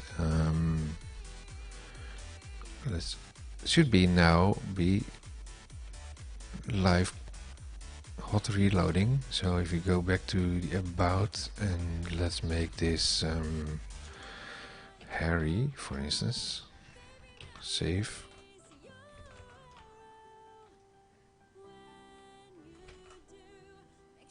Something's, is it running?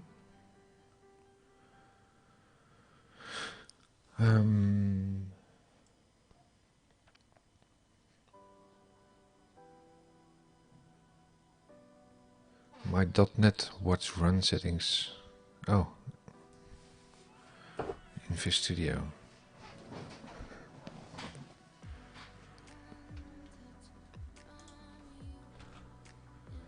Do I need to reload this? I should not expect it. It didn't do it. Did it? I saved it all.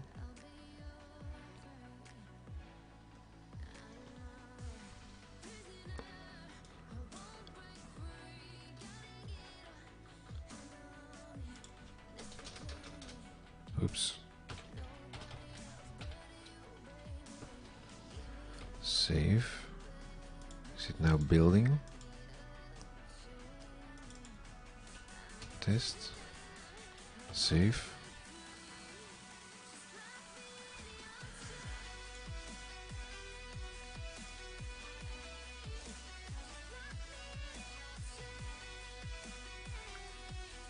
still disabled. Why is it still disabled?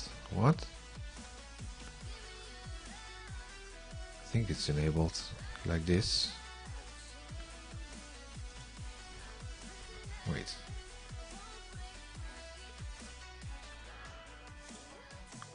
Close this. Let's see if it stops. Yeah, then we have browser link dashboard.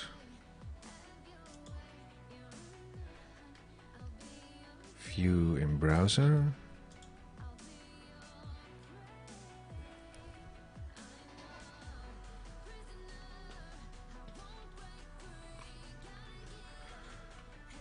Let's see if something happening. Oh, where's my menu now? It's resized my menu away. Now go back to the code and change my name. You gotta set up browser link and configure services. Oh, okay, in startup setting. Okay, let's just quickly first do this and see if that's doing anything. Because now it said nothing. It's not even right.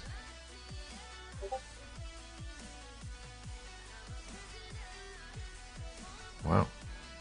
Save. So this did not work. So let me go to Startup CS. Oh, wait a minute. Startup CS. In here.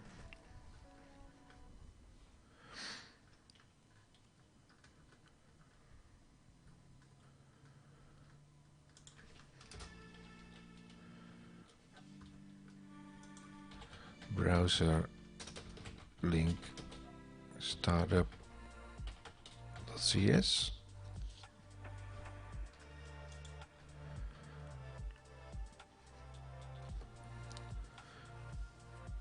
Configure services. Oh, where did it go?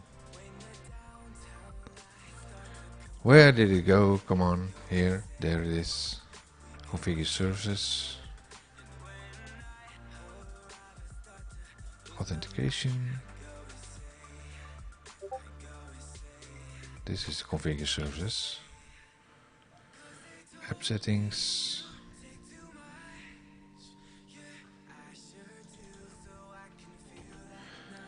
This method gets called by the runtime.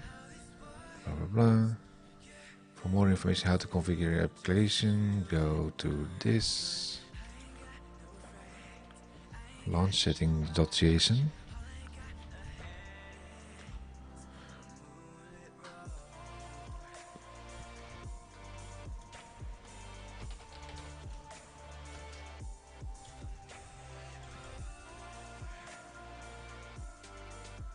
Launch browser. Browser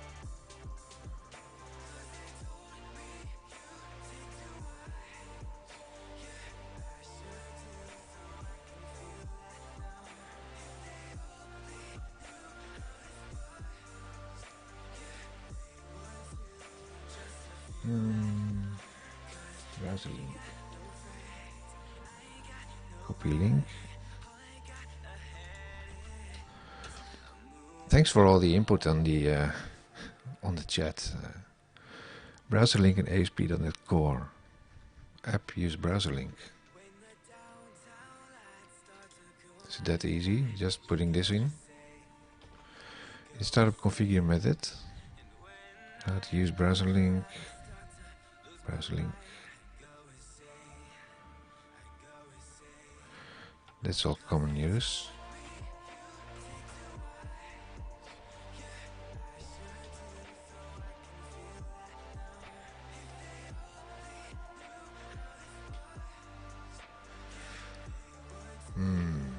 Development. Oh. Can put it in the, yeah, there it is. There. There. Oh. Control dot. Really? Why? What do I miss in here? Configuring and blah blah.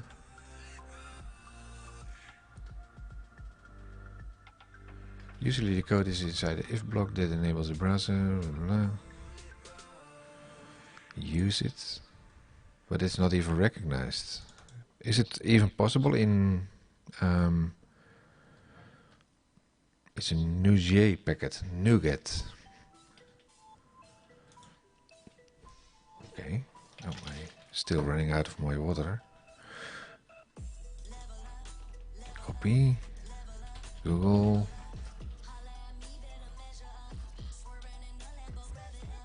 Top of document mention it. Okay. Let's go back to the document.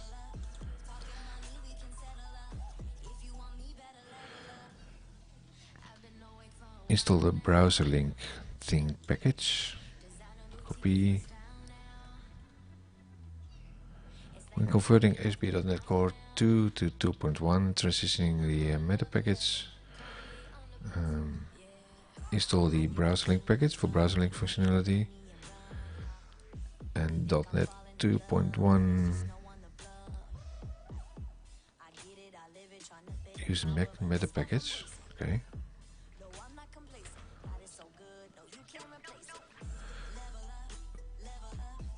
Clear the search.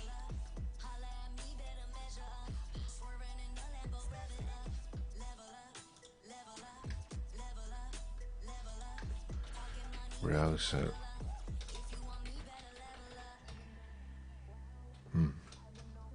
Oh, looking for installed.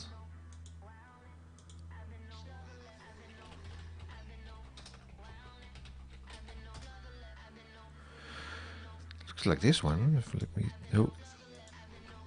Visual Studio web browser link. This one. What's the difference between the other one? Or this one?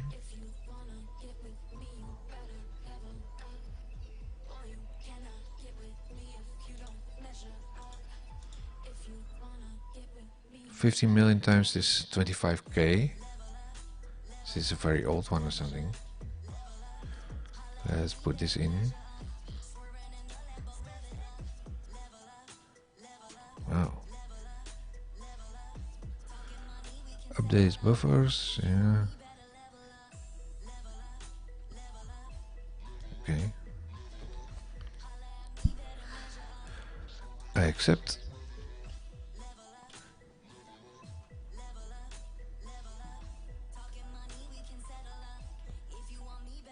Oh. One.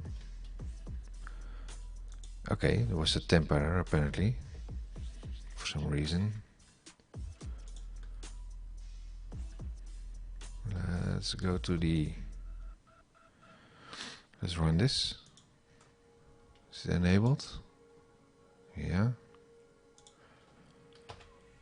5.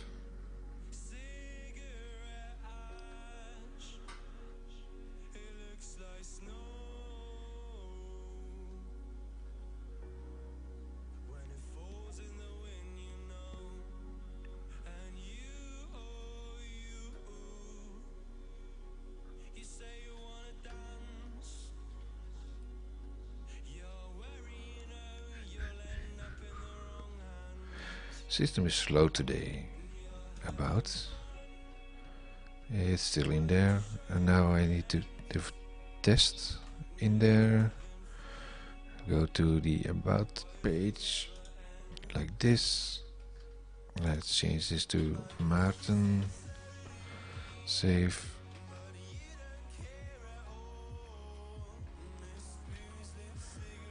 Is it building? Something's saved, but did it build?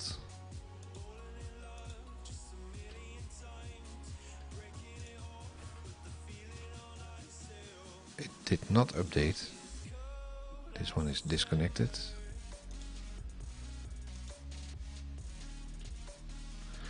Blazor uses special kind of server-side compilation that isn't included in the browser link refresh. So does that mean it doesn't work in server-side Blazor?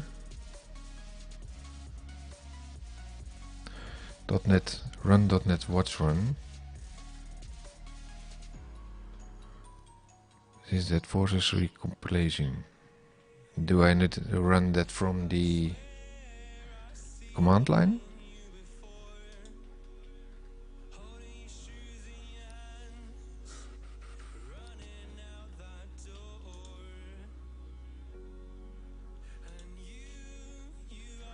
Launch settings.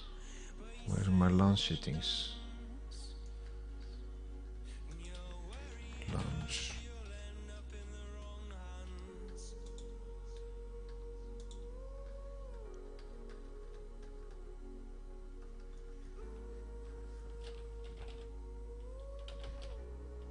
Properties.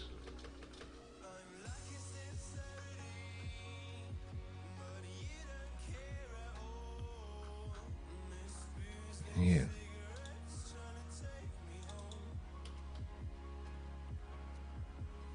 Launch browser is true. Not necessarily one moment. They're on the properties of this project.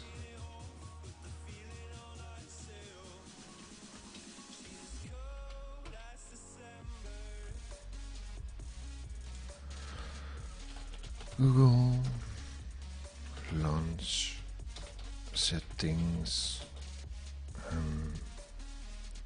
browser link.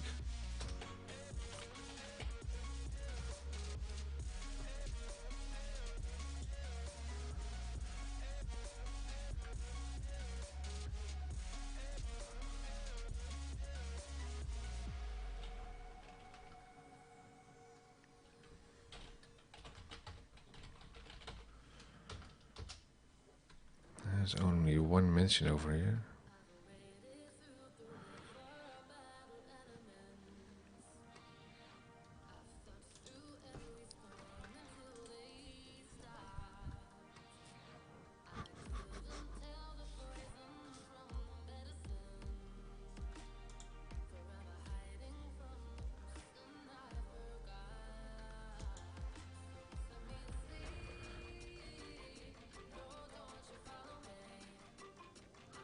Launch setting.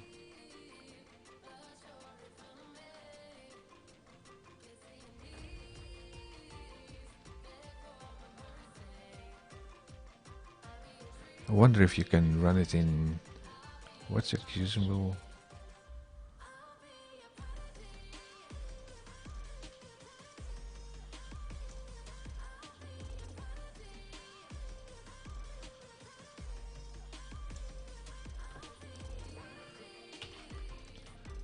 Watch. Where is the watch in there? Is it part of this section?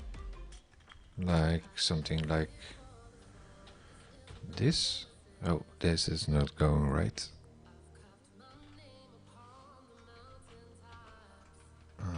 That should be outside this one then.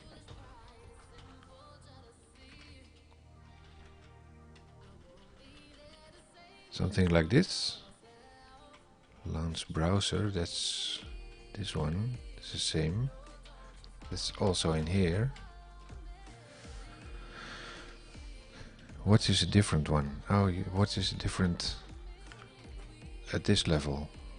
Yeah.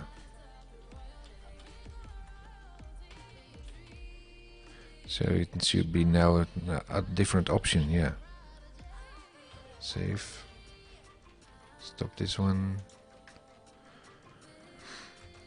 Still running somewhere. Let's close all this. Now we should have a different option in here. I would expect.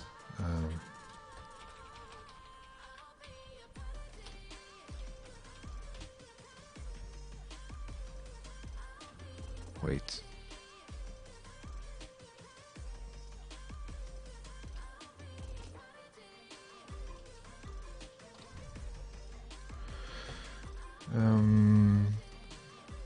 See uncasted profile. What? Yes, if you stop the project now, it appears. It's what they expect. Yes, now appears in drop down, but it's now run on the run in debug.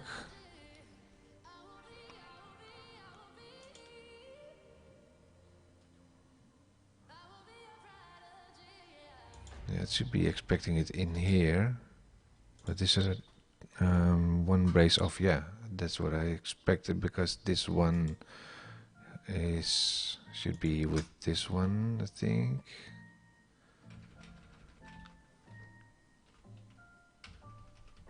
This one is this one, so there's one additional one.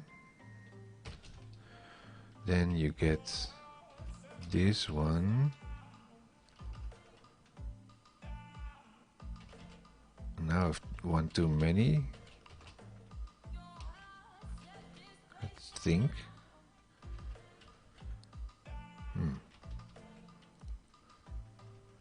Is it not comma delimited? It is.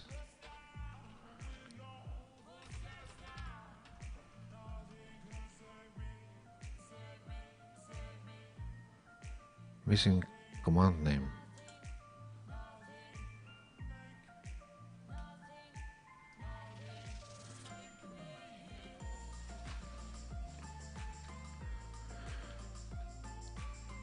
Project.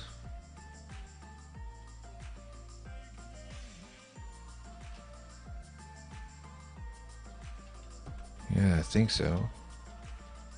Like this. Apparently required. Yeah. Let's check if it's now available. There's this one. No, this one. It's called watch indeed, yes. Now F5.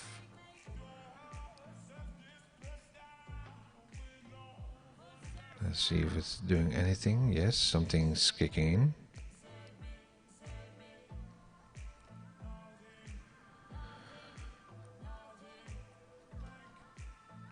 Something's happening. Let's close this one. About. There we have the name. Back up again. Go to the about page again. Make this test. Hit save.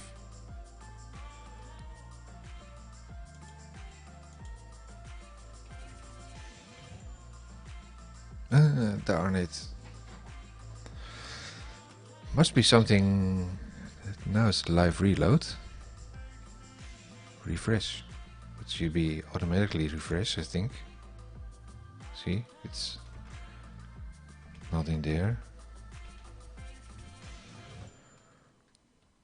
I think it's something to do with the Blazor configuration.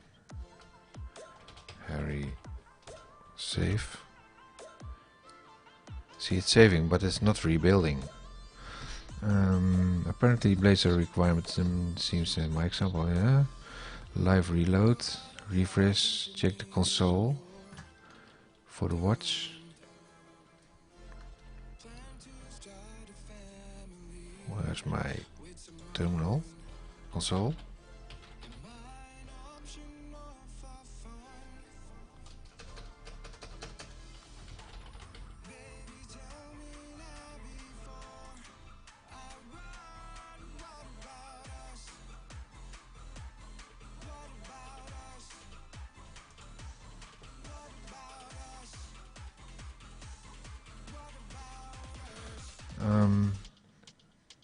The console did. Oh, really? Yeah.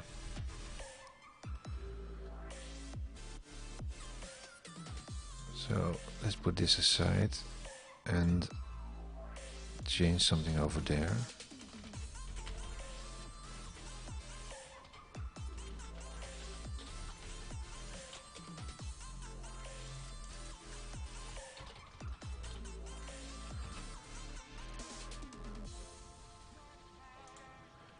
So it's actually not doing a thing.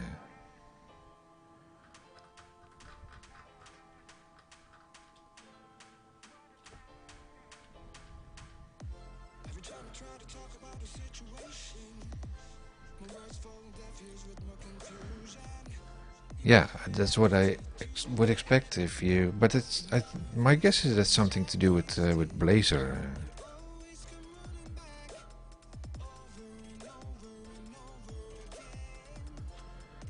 Because if you change this to something else, something else, save, nothing is kicking in.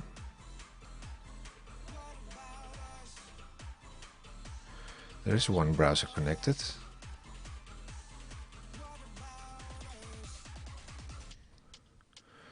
Browser link dashboard. This one, it apparently is connected. Refresh. Oh, really?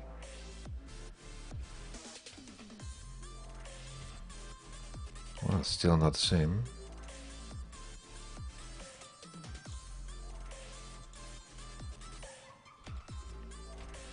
Something happened in the console. Briefly used Blazor, it can work. Yeah, that's what I thought. And apparently if I... But I'm not sure why it's not live reloading.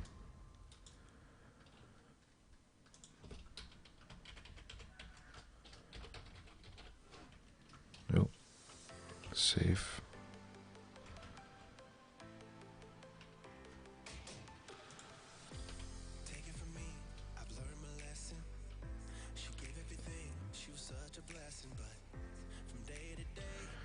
In Blazor you're forced to F5 to see changes. Okay. But F5 to rerun it, or... Well, then you have to rebuild it, apparently.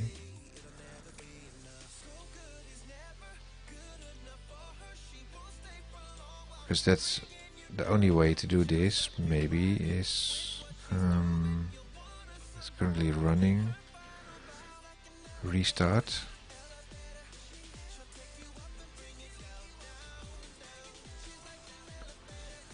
Attempting to reconnect. Something happening here.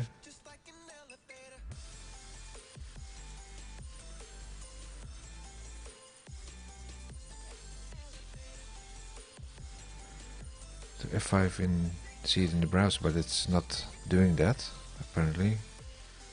Yeah, I changed it back to... Come on. I changed it back to this one. Test. Save. I would think this one. Reload. But this is not what I was looking for. Now it's running in the background.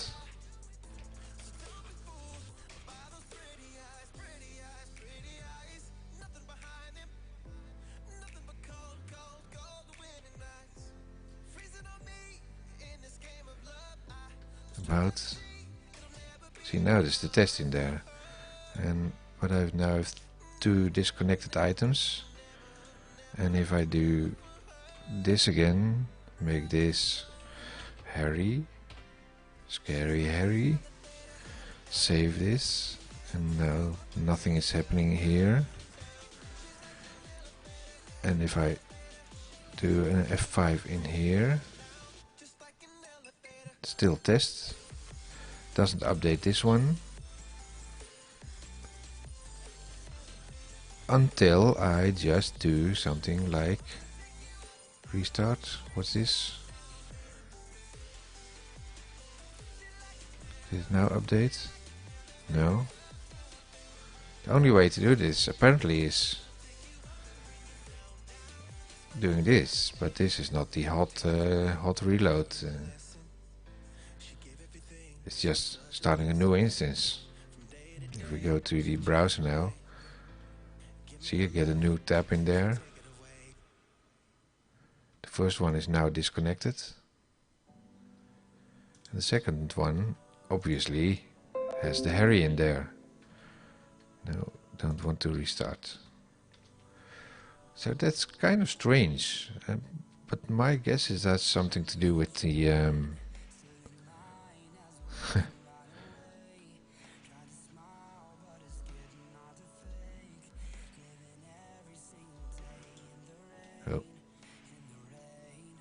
Let's make this viewable for the rest of the viewers.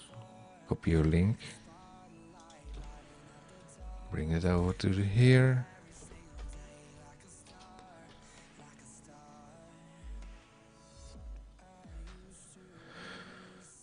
Yeah, okay, live reload.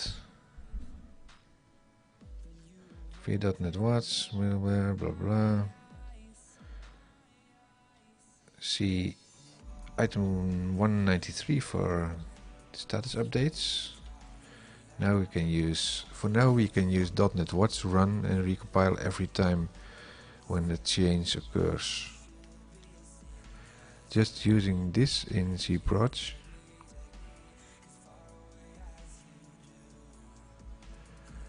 So we have to unload the project, most likely.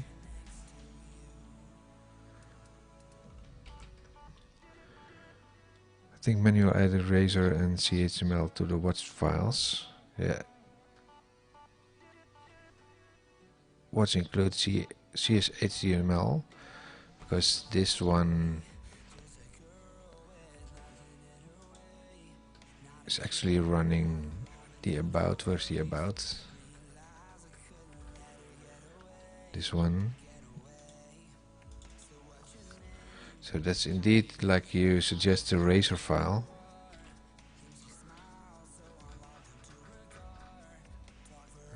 This is the project, I think.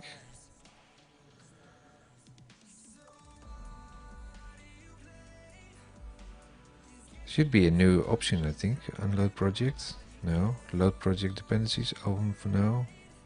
Edit project file. This was what I was looking for.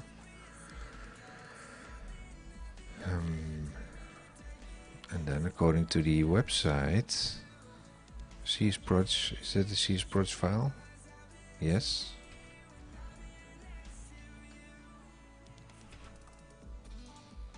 Something like this.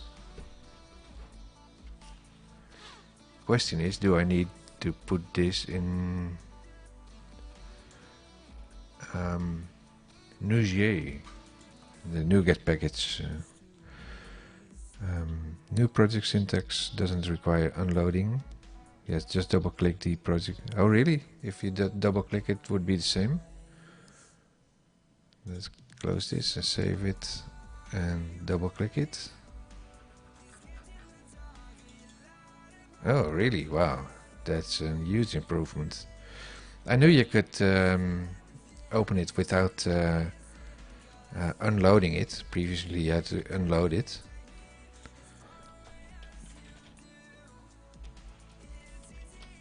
The question is now if this is somewhat like semicolon delimited or something.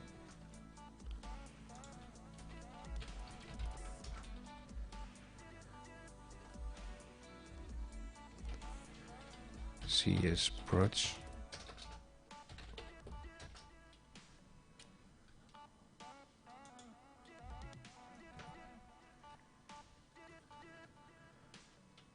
Watch, where's the watch? Include JS. Yes, see, I think it's semicolon.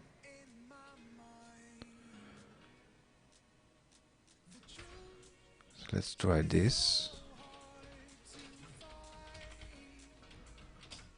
Copy Razor.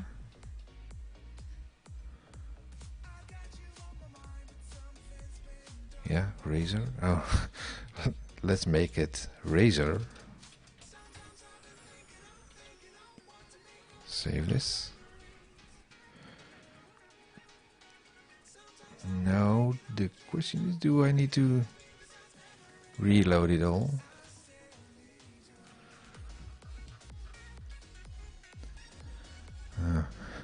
Yeah, 8.8. Yes, that's what I put it in, didn't I? Yeah, I think that's what I put in as well. And now Do we need to reload it some way? Load project? No. Well, let's just try to run it. One or more projects have encountered issues.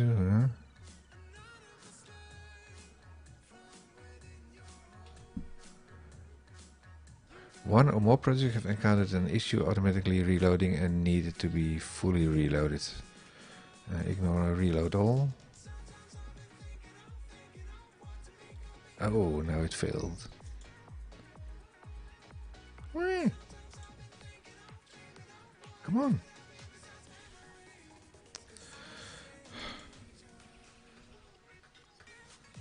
Where did it go?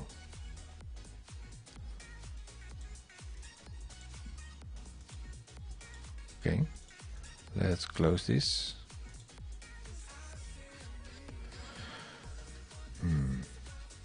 Side note, all properties have to be written within item group tags.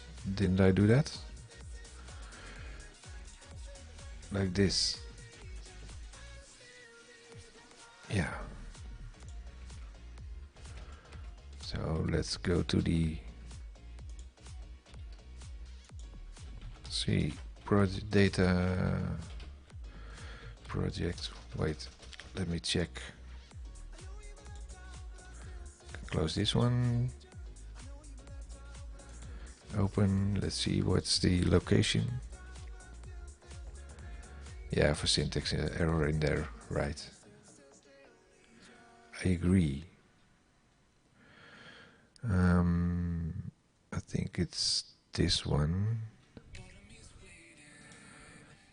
See users live coder 2 source repos SDN cast NL source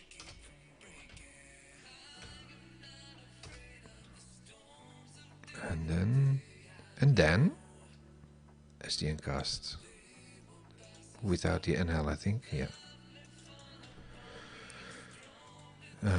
So it must be this one, this one.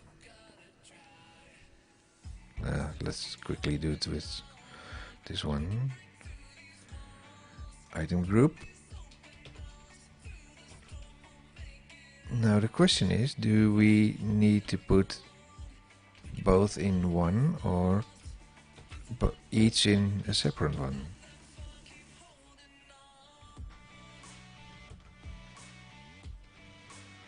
Let's try this first.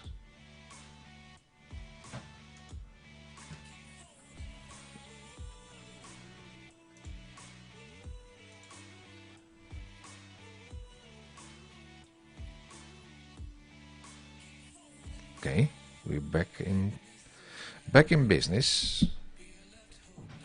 Let's check if it's still in there. Yeah.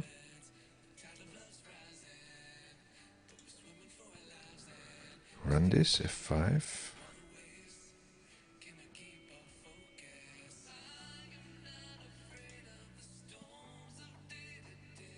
Build succeeded.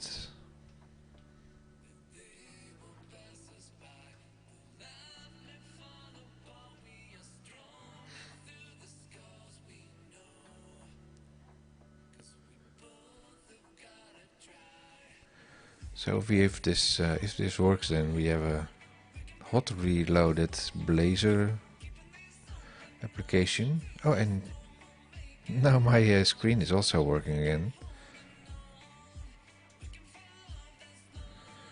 It says hurry right now. Let's move this aside and go to the... There's a browser link thingy in there now on Chrome. Oh, it's also opening Chrome. Not my Edge. That explains why at this time it's also showing my preview window over here. This one, Solution Explorer. Where's my about?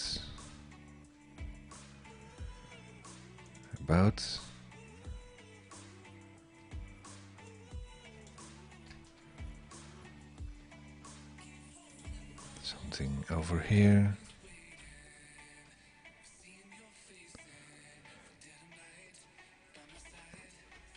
Put this back to Maarten. And make this a little bit smaller. See if it's actually doing something. I've saved this. Save. No.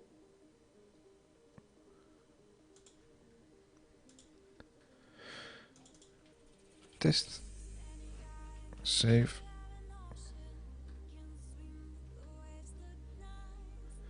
Nothing happening. Control T. Never use Control T. Control T. Control T. Terminal. Oh. To do what? What's this? Control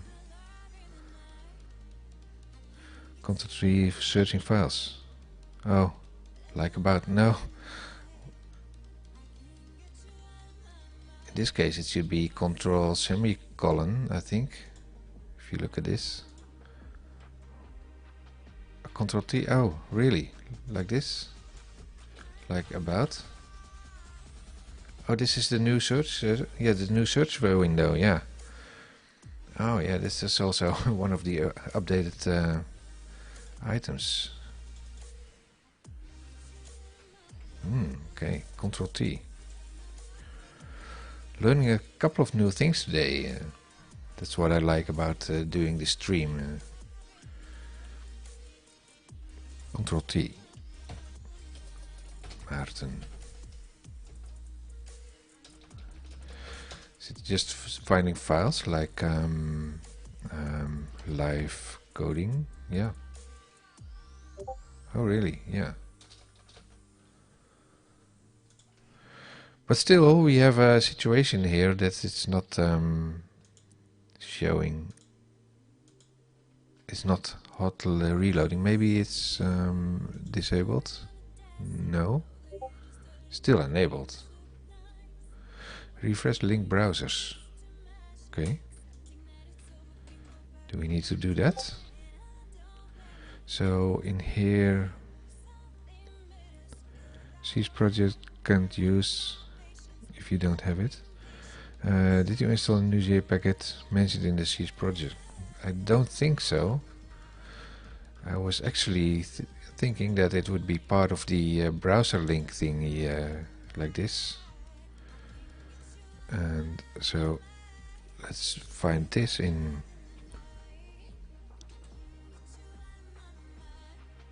where is it?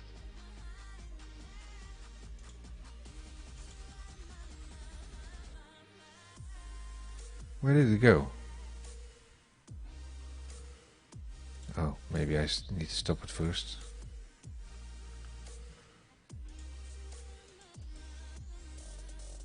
Yeah, now it's available. It's not available if you're running the application, apparently. What's the tools? And it's indeed not installed. We're getting closer, I think. And then it's the temporary error, probably. Why isn't that supported?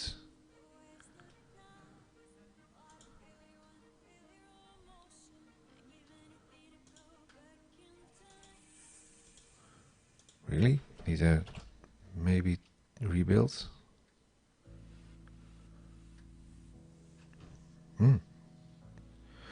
Not sure why it said it's not supported, because I rebuilt it and now it's running it, apparently without issues. What's the updates in here? Oh, close that. Authentication is updated from release candidate to. Let's see if we can break this. Well, let's not do that for now. Focus and keep track on what we were doing. Close this on, and now let's try again. There we go, F5.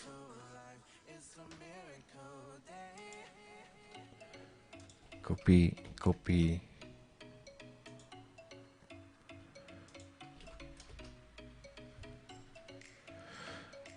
Using File Watcher.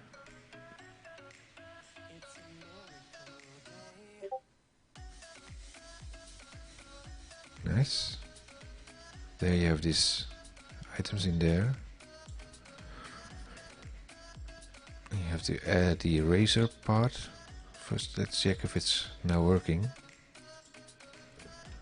Like there, there's test. And you let's do Ctrl T about. Yeah. That's a nice one. Let's quickly copy the link you provided, copy that and put it into my notes.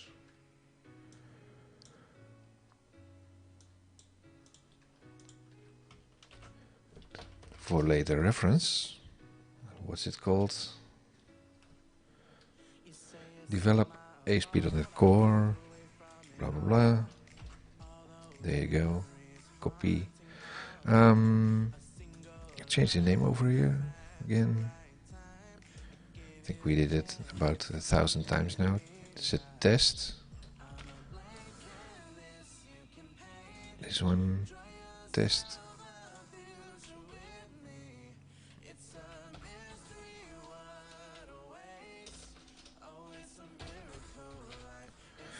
Let's hit it. Save.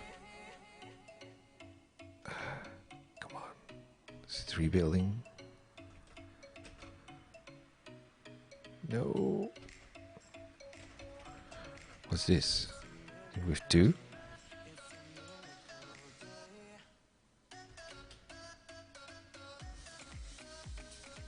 And I think we have a duplicate one. Let's close all of this. Close this. Run this again. Watch.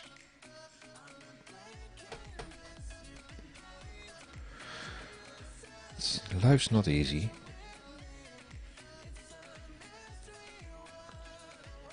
What made you pick Blazor, by the way, over a slightly more mature option like Razor Pages? Well, the reason why I picked Blazor is to explore it, just to learn about the new stuff, and that also means that you're messing around like this, like the way that I'm doing right now. And as you can see, if you go to our website sdncast.nl, that's the old one. If you look at this, it has Gerald still on the list, and Gerald is currently working for Microsoft, so he moved into the blue badges, and we had to take him down. For that reason, we wanted to update the website a little bit, and it's already hugely outdated because we have live coding sessions over here stored on YouTube, but it's mixed. These ones are mine with the numbers in it. And we have the live coding sessions from Fanny Reinders. That's twitch.tv/Fanny Reinders. Let's see if he's streaming right now.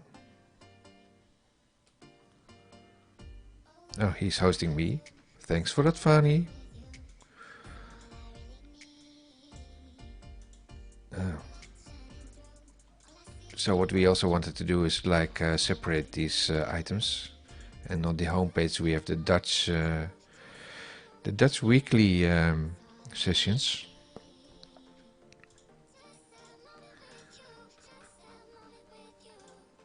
Yeah, for that reason picked the hottest technology available, the most recent and unfinished part.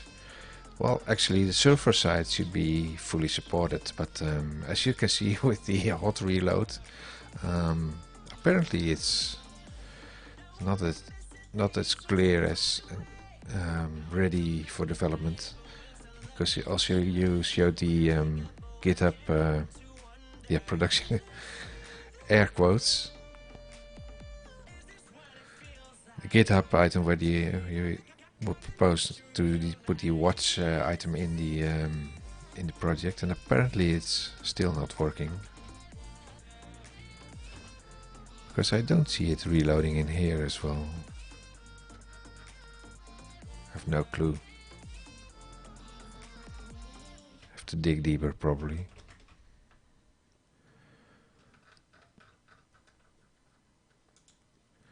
Yeah, so I think I need to go over your link there, like this one, copy.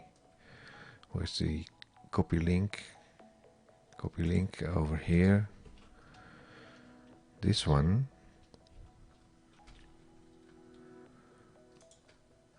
You can use .NET Run project.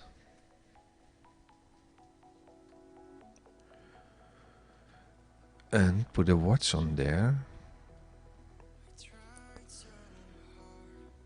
Oh, what we can do, try to do that, is like go into, I still have it open, I think, here, like this,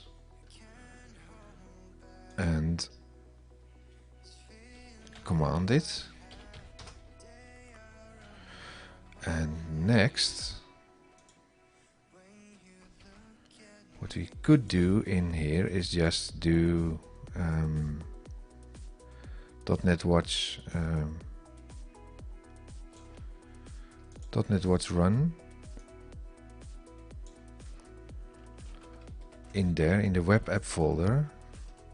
Console indicates watch has started.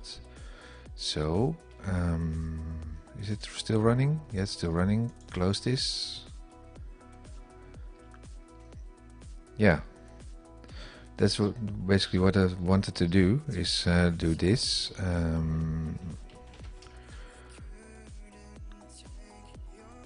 Let's see if we need to go into the dub root for this.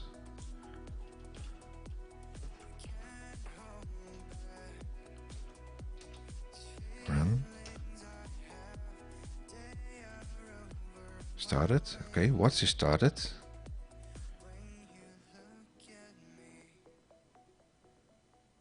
But now nothing is running, nothing is building. In the folder with the seed project. Oh, wait. Is this the folder with the seed project in it? It is, yes. Quite slow. Content root, path.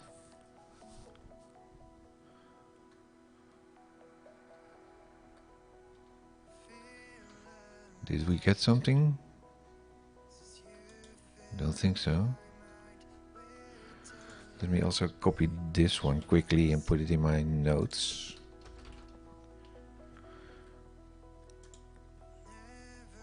Content root. Try making a change, yes. So make this Maarten again. Save. Now it started, but we don't have the browser in here. Maybe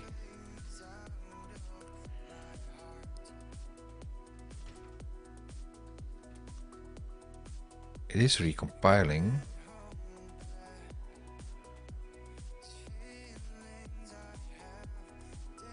But it's not serving the... Yeah, that's what I was thinking. Local host. I think it was 5000. 5001. Oh, come on. My typing skills today are terrible.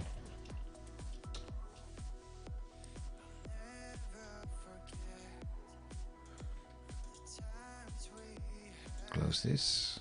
Now we have this. It says Maarten. And we have Maarten in here. Change back to Harry. Now we should save it and then see something happening. Which one is it? This is invalid. This one.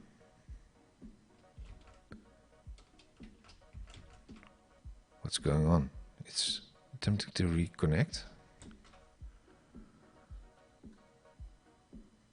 Wow.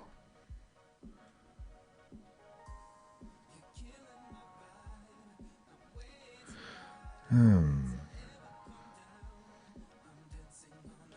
Blazor is recompiling, but nothing's happening here.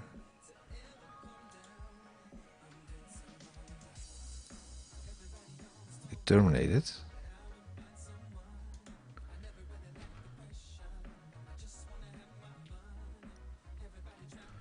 Like refresh in the browser. Let's do this. It is Harry. What was the latest change? It was Harry, yes. Let's say make this dude. Save. And now this is changed. About is changed. Started. And now. Yeah. It's in there, but it did disable the connection. Reconnect to the server because the Blazor is recompiling, so it's back in a sec. But you got to reload, like refresh browser. This is what they still have to fix. Yeah. And but now we did it by putting it in the console, in the terminal. Server side requires active connector connection. When the server goes down to recompile, it tries to reconnect. Yeah. But somehow it doesn't seem to be able to make it back to the server at some time. So if I go back to this one, like make this Maarten again, save it, and this is fairly quick because it's only noticed it's exiting and then notices the change of razor and then started again, and now we have this disabled item over here. Could not reconnect the server, reload the page to restore functionality. And now we have this, what was my name? Yes, it's matching again. So that seems to be working properly. The only thing I would like to see is that it also refreshed my browser for, in a way. So let's check if I can also, because Fani also mentioned that this should be deployed manually at this time. Let's see if this can be done. Where's the deploy? Publish.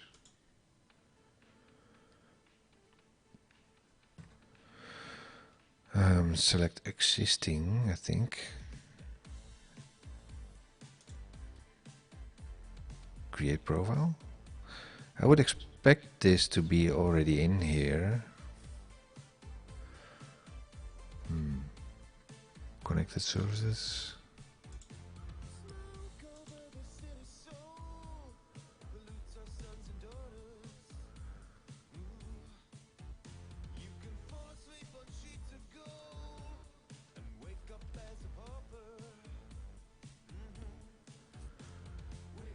Advanced settings, release, configuration, debug release, core.net app, framework dependent, self-contained, portable, file publish, no.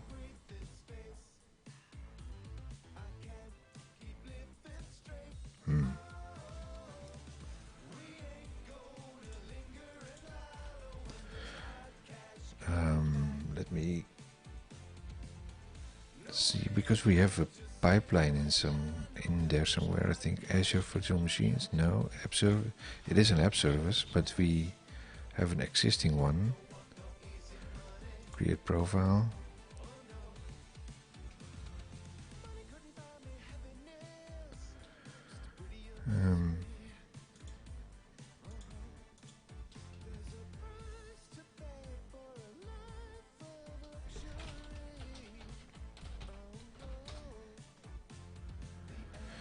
Oh, there we got a multi-factor.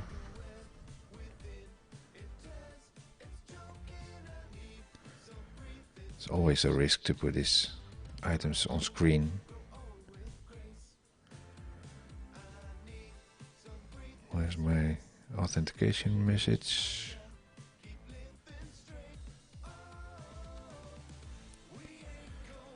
Come on. Authenticator OGUHH proof.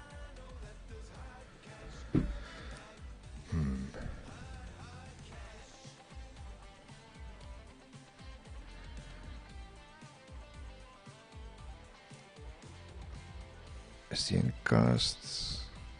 cast no. Deployment slots. Test.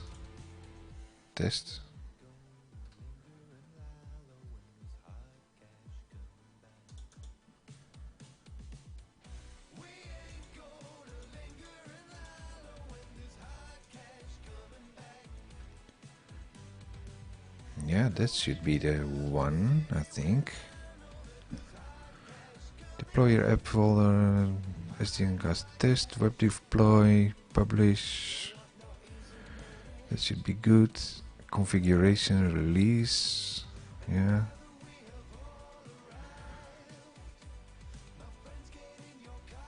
But we have a staging set somewhere.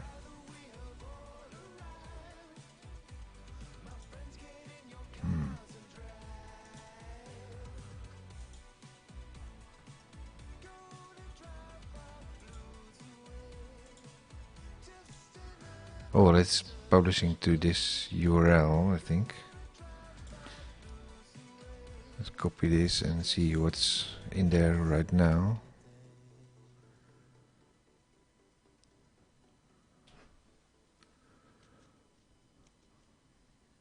Yeah, that's the active one without the Twitter icons.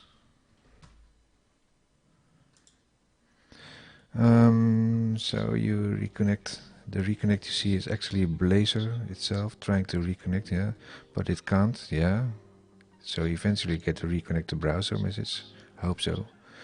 Consider updating the target. A lot of Blazor bugs are fixed. Yeah, it's target 3.1. Yeah, that's one I noticed as well.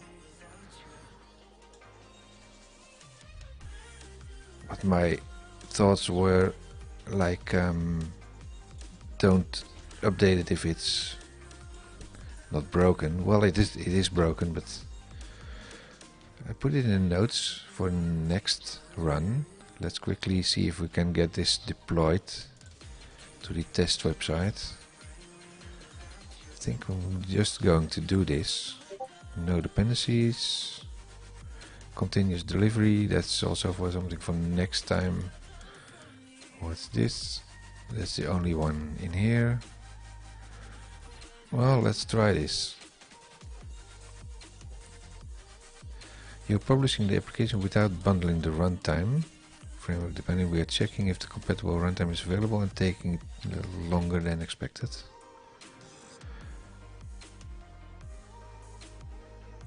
Yeah. Using a preview.NET Core. Yeah, that's we just identified that we need to update this.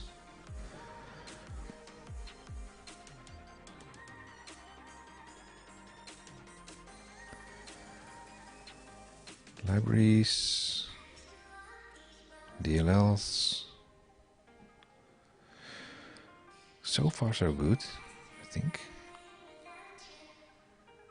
Yeah, we need to update this one. Font awesome. For just the Twitter icons. Yeah, the 3.1 is LTS.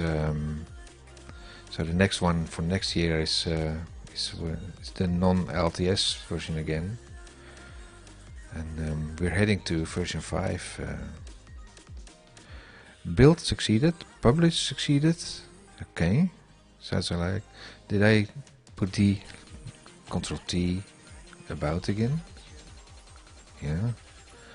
Yeah, the correct name is in there. No. Let's see what's in here. And yes, we have the deployed with the Twitter icons. Major improvement. putting some Twitter icons in there. But what we used for this is adding the yeah, it's really fast. Use the lib manager for putting the font awesome and bootstrap in there instead of hard linking it. So that's a nice update. So we had some nice progress in here. We also find out about the hot reload, the air quote hot reload, and so that's also working soon, I guess. Why is this formatting kind of strange thing in here? Is this just something that we can take out? Well, let's leave it for now. But oh, it's part of the libraries. This one is matching this one. So why is this not formatting? Oh, it is. Come on, should have done it on saving. Okay, time to wrap up. Control KD, yeah. I'm using ED.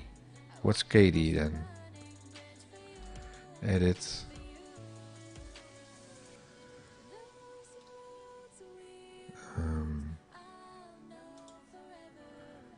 See, I use this one, format document. What's the KD?